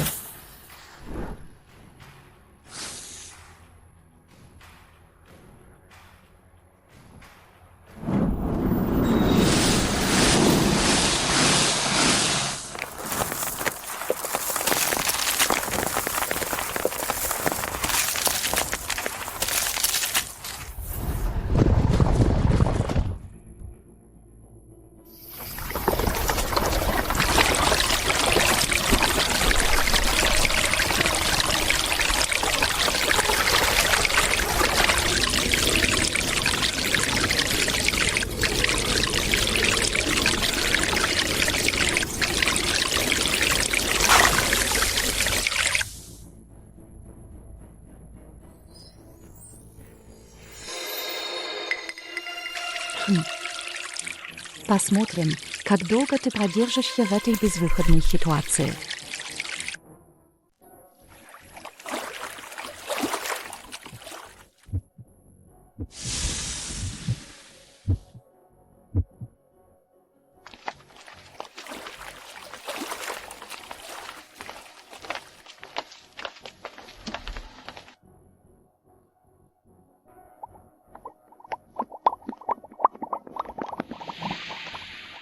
Учитель, я не узнаю эти слова.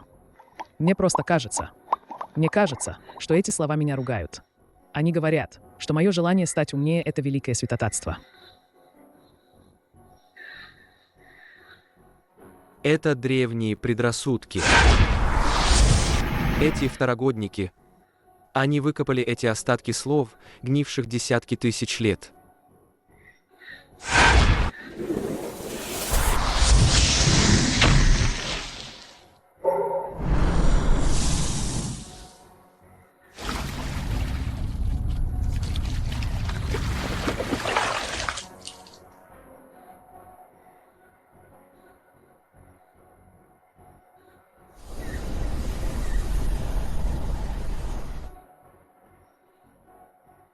Шэнья, ты открываешь новое учение, нарушаешь древние ритуалы.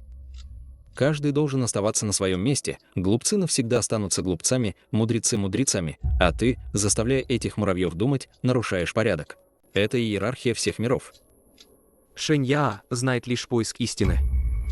Ты, старый хлам, всего лишь идеологические оковы, выдуманные тиранами прошлых поколений для удобства правления. И ты смеешь говорить о приличиях.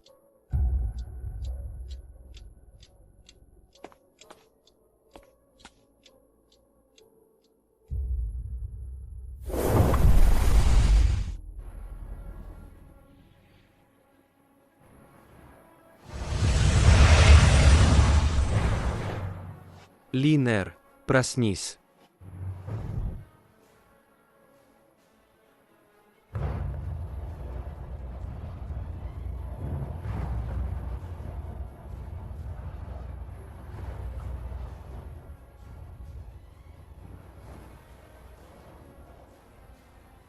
Профессор Шэнь, вы можете отразить физические и логические атаки, но чем вы смоете этот культурный яд, пропитавший десятки тысяч лет? Это же накопленная тьма.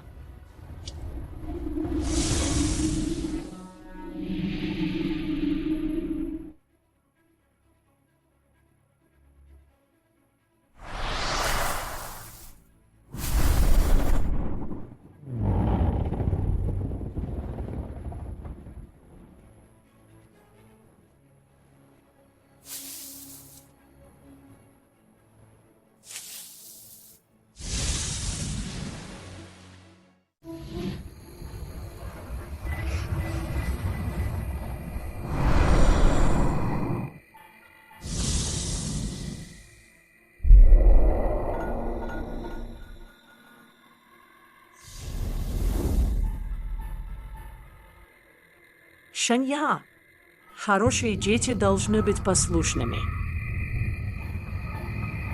Пусть они станут глупыми. Став глупыми, они не будут страдать.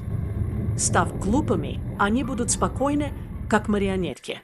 У меня есть чаша супа забвения. Выпей его. И ты останешься своим святым учителем, но все твои ученики превратятся в послушных собак. Я должен учиться наизусть. Учитель, спаси меня.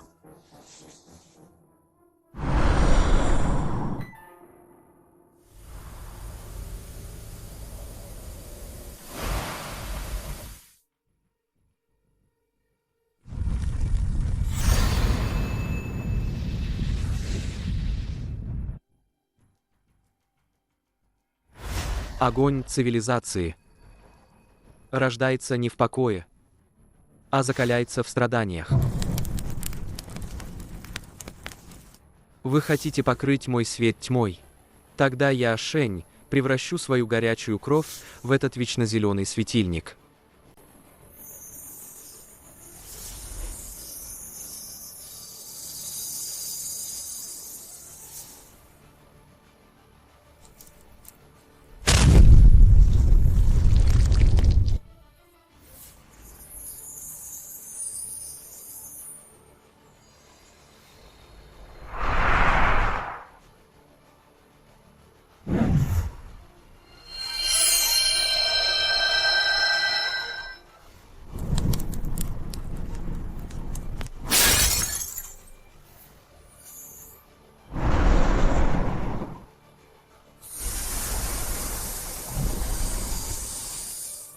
Сегодня Шэнья сам войдет в Дая.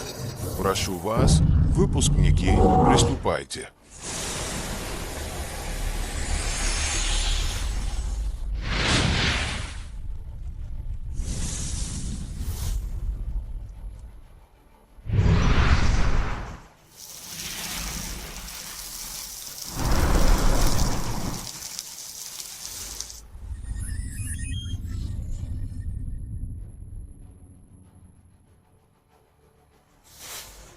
Учитель Шень, этому ребенку пора есть. Чем ты собираешься утолить вечный голод?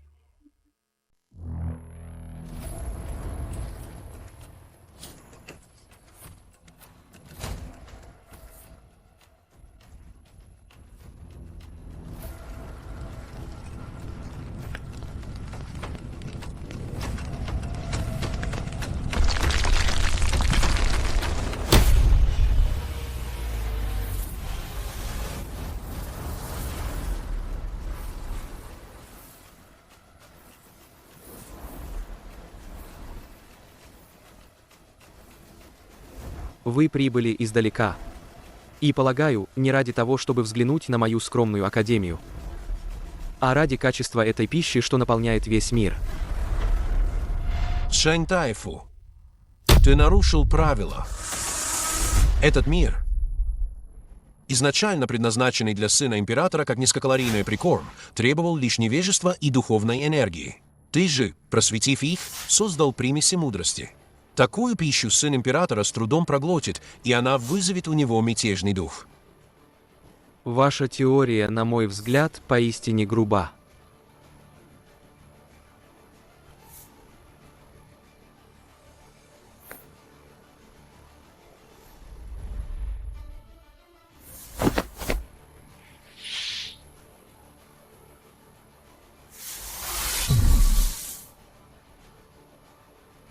Простая духовная энергия – это лишь грубая пища для желудка. Истинная суть цивилизации – это духовная сила, наполненная мудростью и логикой. Вы, ваша светлость, заботитесь лишь о том, чтобы накормить сына императора, но не о том, чтобы открыть его сердце. Кормя его невежеством, сын императора всю свою жизнь останется лишь гигантским младенцем. Но если кормить его истиной, он сможет стать истинным богом, управляющим мириадами миров.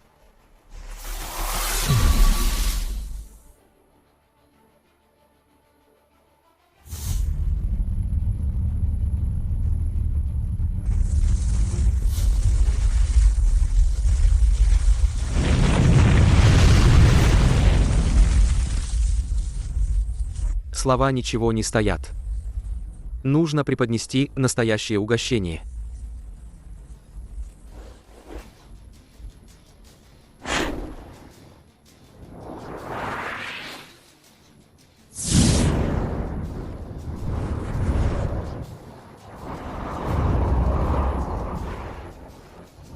Раз уж наставник так хвалится своими успехами в просвещении, то пусть наставник войдет в голодную плавильню. Если ваша сила действительно сможет противостоять этой вечной пустоте. Я дарую вам титул. Если же нет, то станете первой ароматной приправой в этой бутылочке.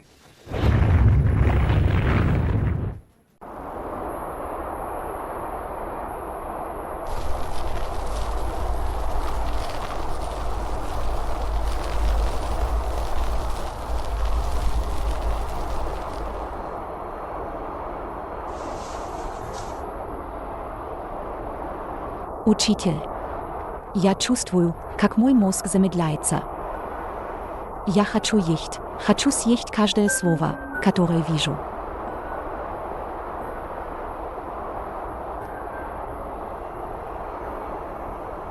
Я тоже хочу. Хочу съесть этот нож.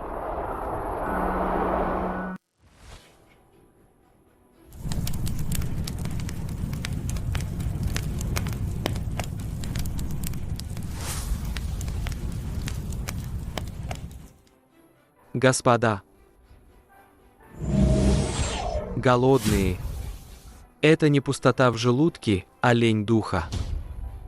Если в сердце есть истина, все может быть пищей. Сегодня я, Шень, приглашаю вас на пир истины.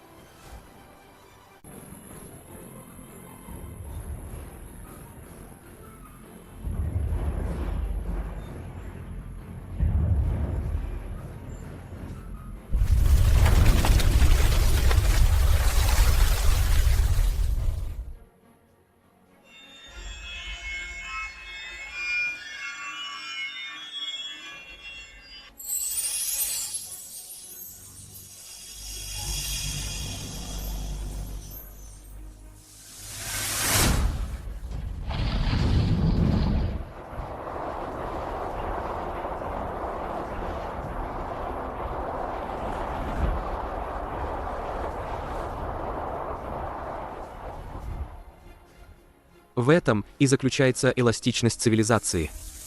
Чем сильнее голод, тем ароматнее вкус истины.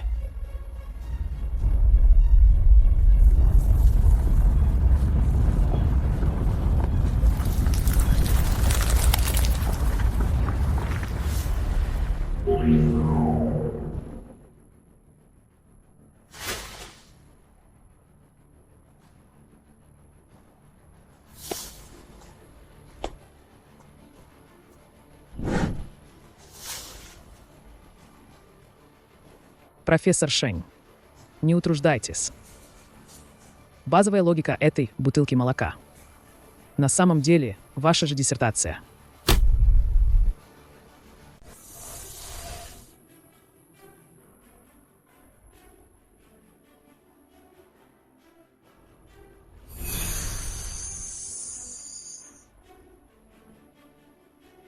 Учитель, взгляните.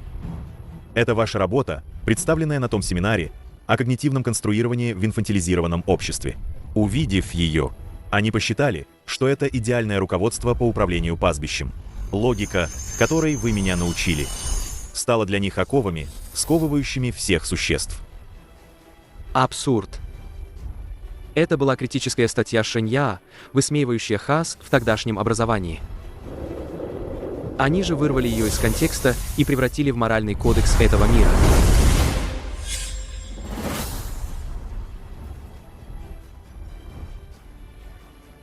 Шэнь Тайфу, теперь вы понимаете, что вы и есть зачинщик всех бед в этих мирах. Как бы хорошо вы ни учили, вы лишь исправляете дыры, оставленные вами же. Раз так, то Шэнья лично исправит все заблуждения в этом мире. Я говорю, что все, что я пишу, является критикой.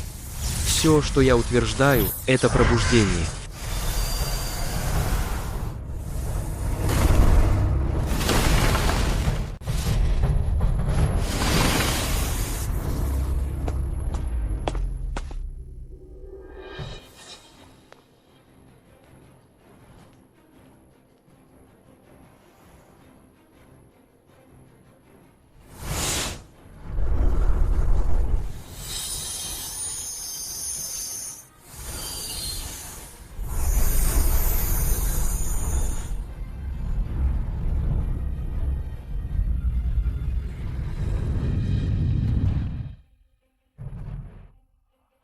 Скажите своим ученикам. Учитель больше не учит. С сегодняшнего дня мы будем развиваться самостоятельно.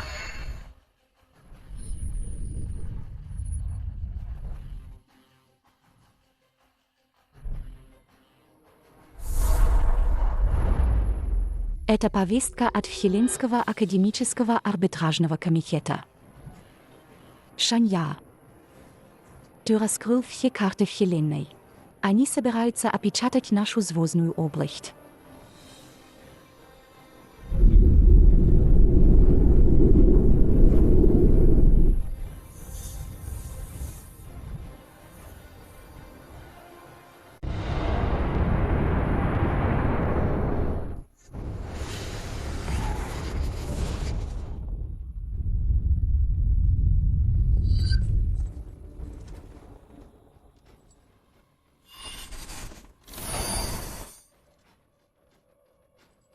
И даже пытались избежать жатвы, обучаясь самостоятельно.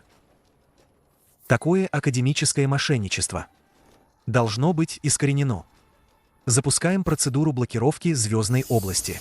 Начнем с этого незаконного учебного заведения.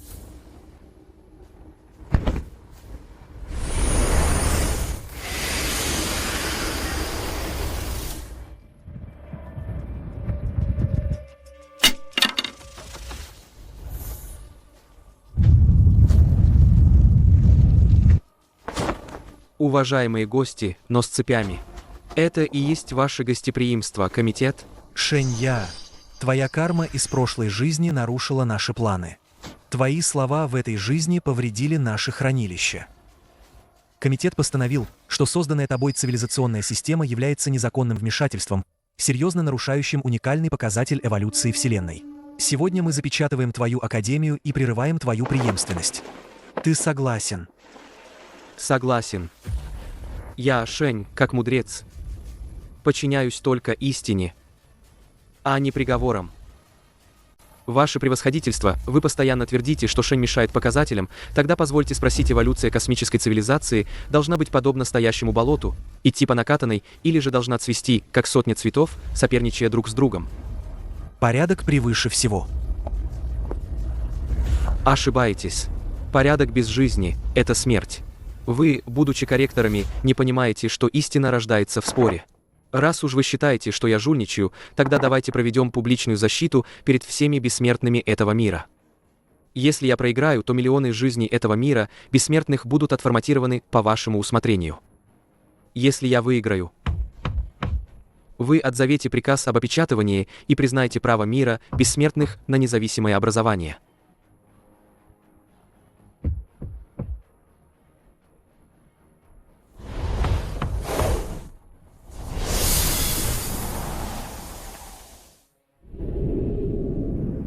Через 3 дня защита начнется. Шэнья, не вини меня, что не предупредил. Если защита не сдана, твоя душа будет извлечена и превращена в вечный логический образец. Линер, Тилун, на этот раз мы будем соревноваться не в силе, а в умении мутить воду. Возьмите эти 3 тома полного собрания логических ловушек в дебатах и дайте всем студентам выучить их наизусть. Тогда я покажу этим старым пердунам, что такое дикий рост частного образования. В зале царило предельное напряжение.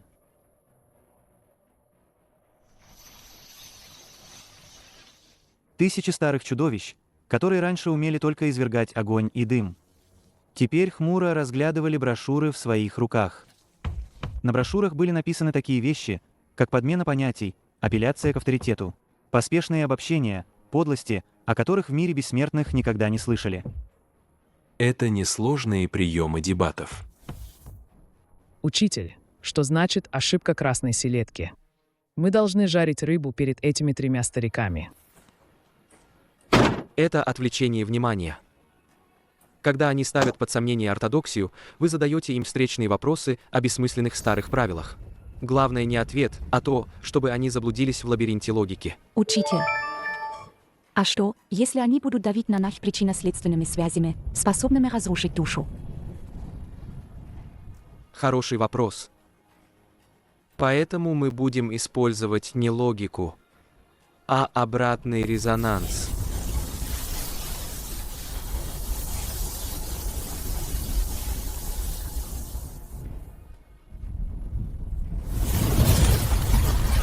Если мы будем достаточно абсурдны, их единственная логика не сможет нас заблокировать.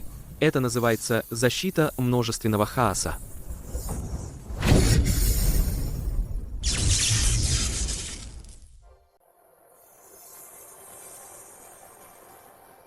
Учитель, вы играете с огнем.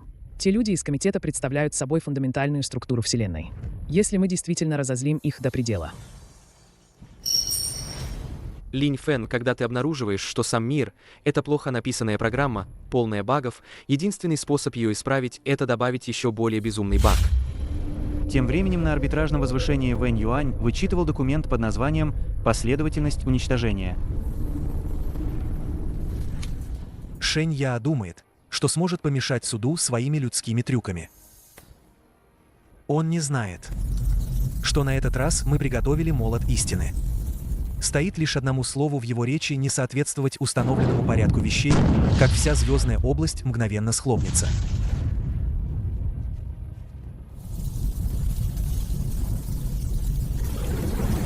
Прямо накануне защиты Сулинер обнаружила на дне библиотеки древний свиток, источающий зловещую черную энергию.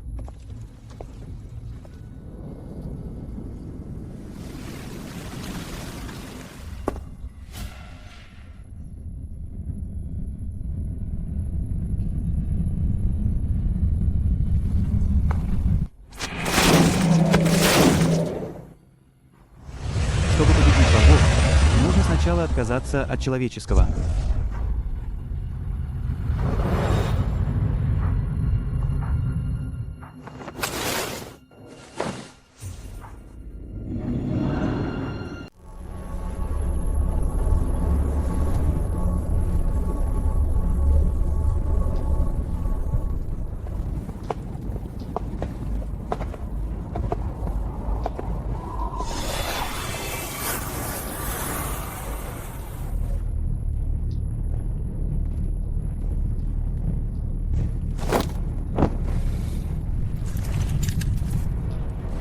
Начинаем защиту.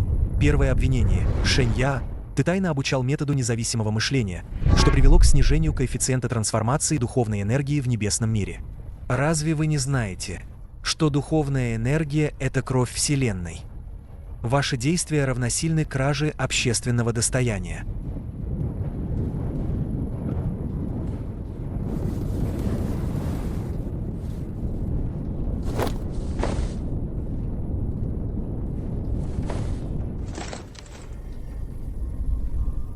Я против. Вы говорите, мы украли кровь Вселенной. Я спрашиваю тебя, если твоя свинья научится сама мыться, чтобы воровать у тебя воду. Или потому, что она не хочет, чтобы вы подавились, когда будете есть ее мясо. Что это значит? Тенью имеет в виду, что просветленные культиваторы могут активно упорядочивать хаотичную духовную энергию. Хотя поверхностный коэффициент преобразования снизился, частота производимой духовной энергии увеличилась в 1000 раз. Раньше вы ели жидкую кашу, а теперь вам подают концентрированную эссенцию.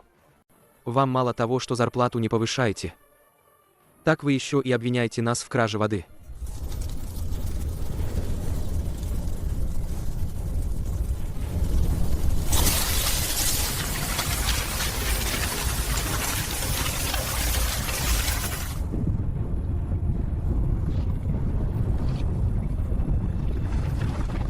Софистика. Ваш разум — это беспорядочный яд. Примите же сейчас суд истины.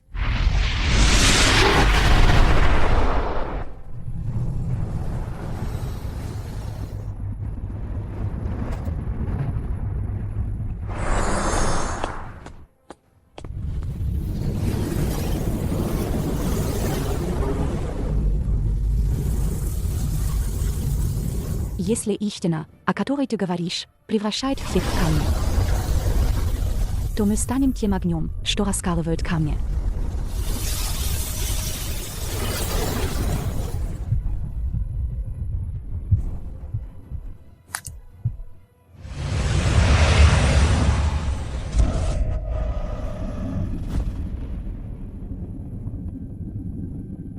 Это то, что я запер в сейфе еще до своего перемещения.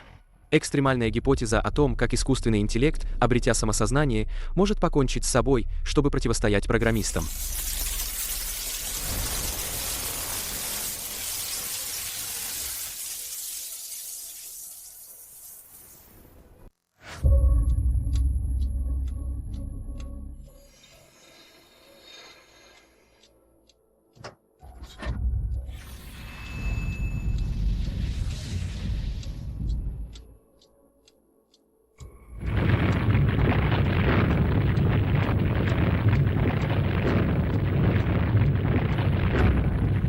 Даже здесь все рушится.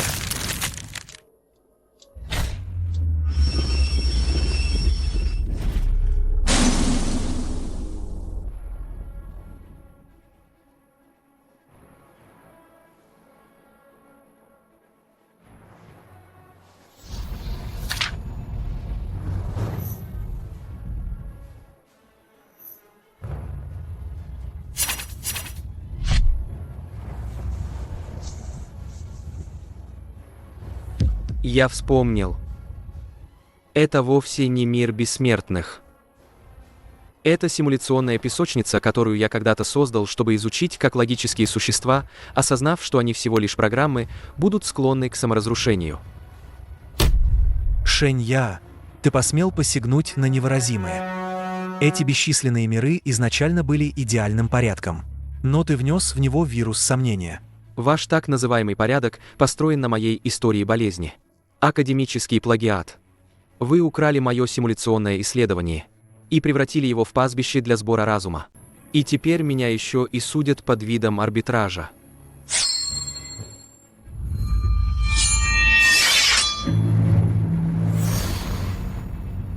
Сулинер, Теню, не дайте этому ничтожеству вас запугать. Раз уж этот мир, моя гипотеза, записанная моей рукой, то Шэнья имеет право написать для него последнюю главу.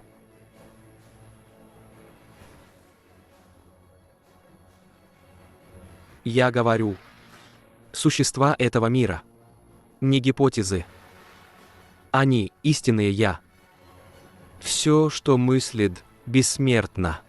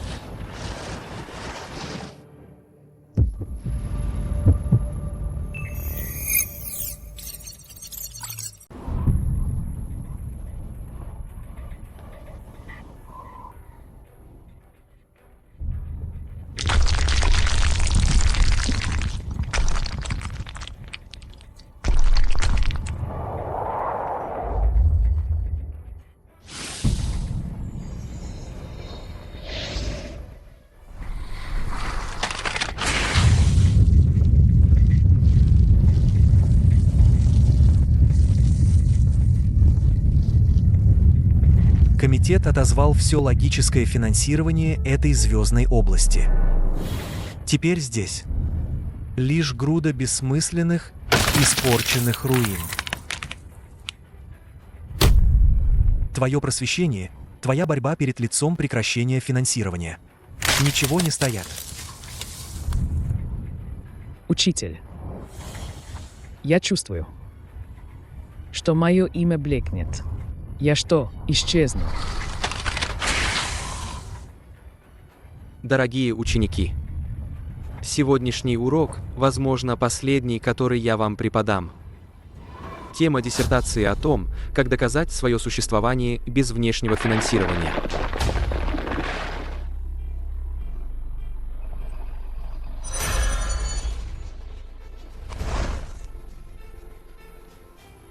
Вэнь Юань, Вы думаете, что лишив нас логики, вы лишите нас существования.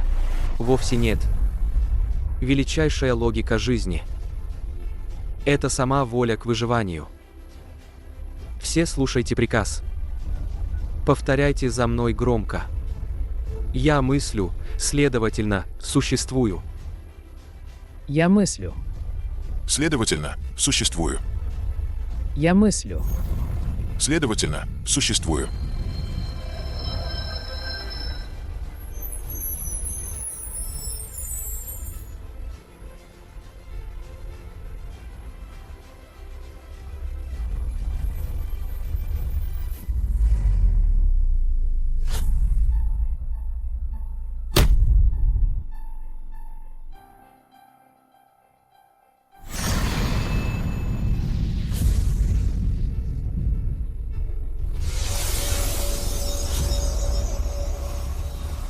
Безумие. Вы заменяете аксиомы Вселенной человеческими эмоциями. Вы разрушаете основы бытия.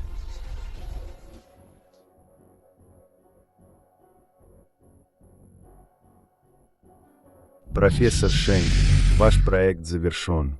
Теперь пришло время передать экспериментальные данные и вашу жизнь. Вместе с ними.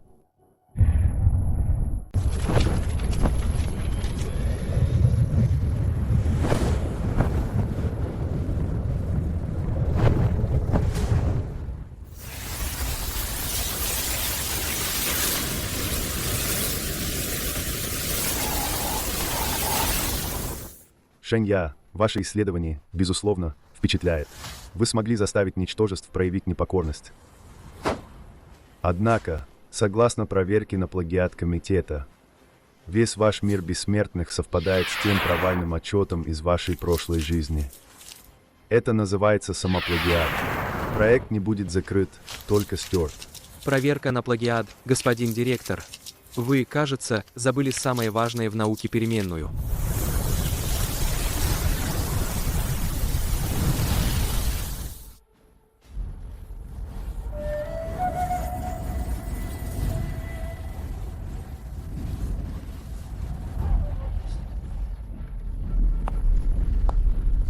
В моем прошлом исследовании теологические существа, обнаружив правду, выбирали самоуничтожение.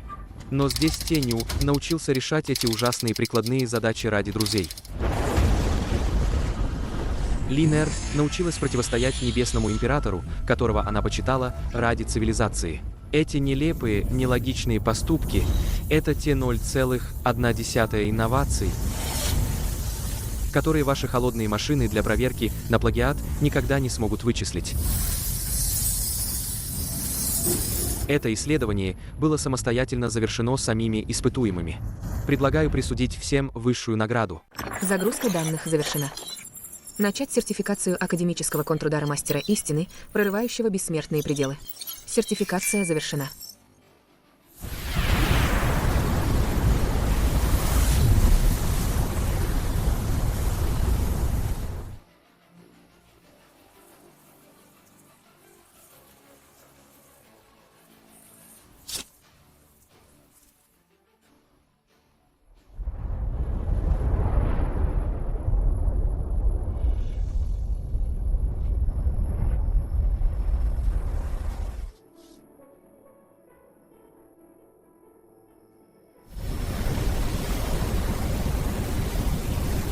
Раз уж вы пришли судить, то оставайтесь и вычистите все туалеты в этом мире бессмертных. Это называется практикой по обществознанию.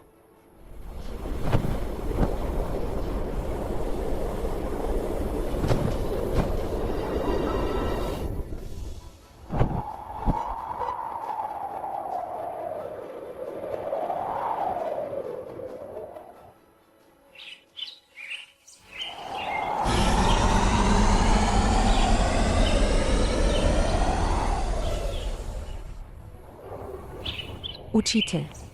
А это что? Похоже, это даже интереснее, чем та черная бутылка.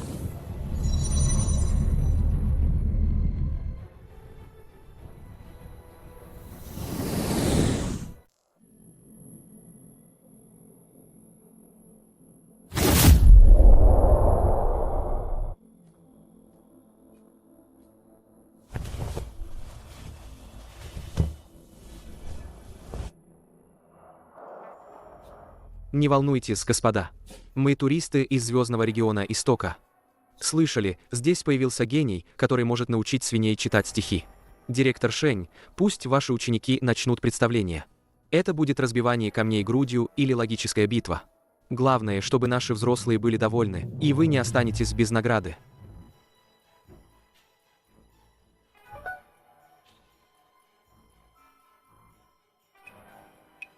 Ты, негодяй. За кого ты нас принимаешь? Мы теперь студенты, цивилизованные люди. Господин, это академия, а не цирк. Ищущие знания не заслуживают насмешек. Шэнья, не нарывайся. Ваш звездный регион не был стерт, потому что наш комитет счел его еще немного зрелищным. Если не будете сотрудничать, я активирую протокол принудительного просмотра. И превращу всех вас обратно в глупцов, которые умеют только играть в грязи. Для развлечения взрослых. Ха-ха-ха. Учитель сказал, благородного мужа можно убить, но нельзя унизить. Вы играете с цивилизацией, считая всех существ игрушками. Это безнравственно. Великий жрец, запиши сегодняшний первый урок. О том, как изгнать незваных варваров.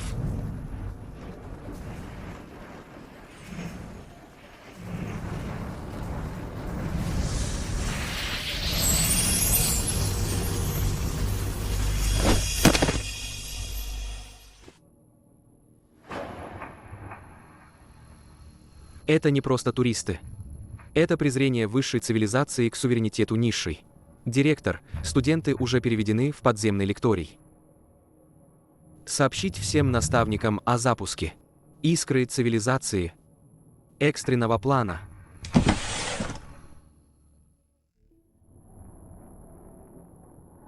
Профессор Шень, вам не уйти из моих рук. Ваш исследовательский отчет в итоге окажется лишь в моей коллекции.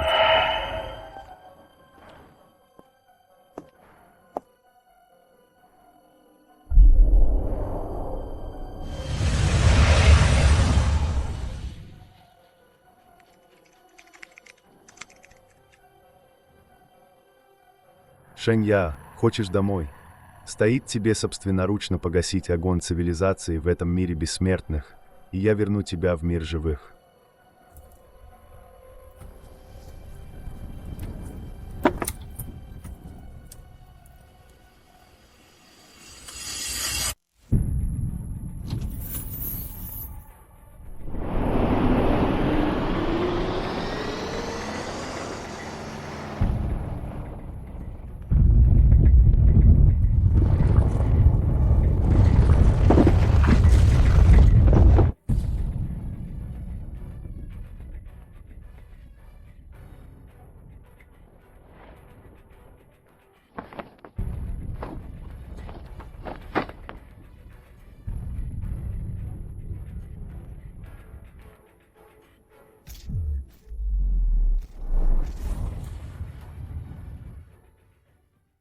Сегодня не день страданий, а день выпуска. Вы усердно учились годами. Чего вы ищете, бессмертия или непокорной истины? Я ищу истину. Я не хочу быть свиньей. Я хочу быть человеком, как написал учитель. Я ищу истину.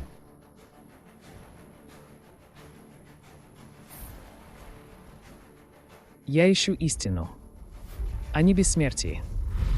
Я ищу истину, а не бессмертие.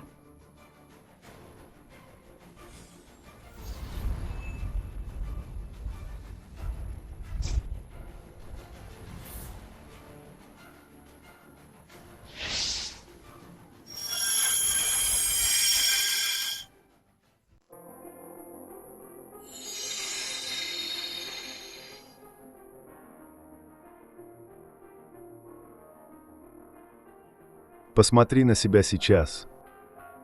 Борешься в этом иллюзорном мире ради нескольких болванов. Вернись.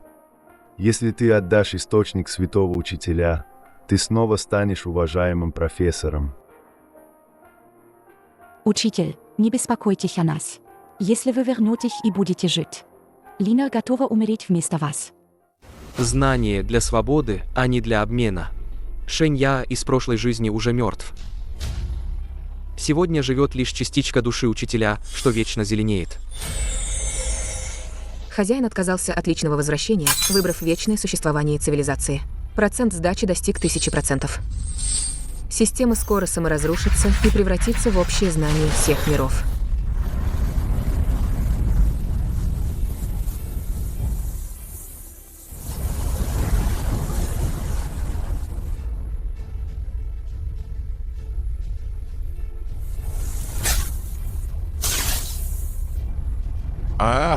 Спасите. Почему все эти свиньи проснулись? Быстрее уходите отсюда.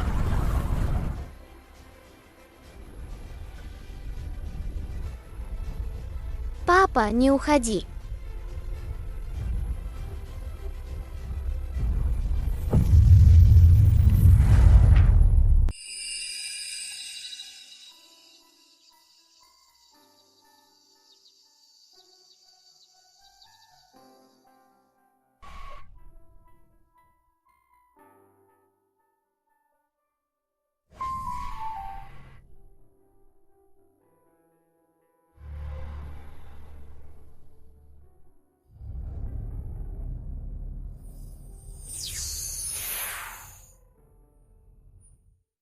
Линфэн, как думаешь, учитель вернется? Сколько лет уже прошло? Он стал принципом этого мира. Но я, старый Те, все равно хотел бы услышать, как он ругает меня, называя бревном. Учитель никогда не уходил. Каждое слово, что ты выучил, каждый принцип, что ты объяснил, это все он.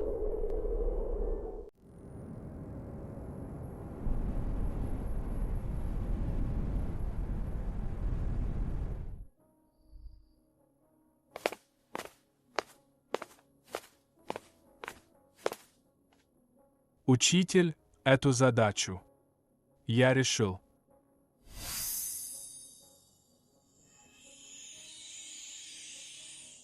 Почерк все еще слишком небрежный. Но с натяжкой засчитаю тебе проходной балл.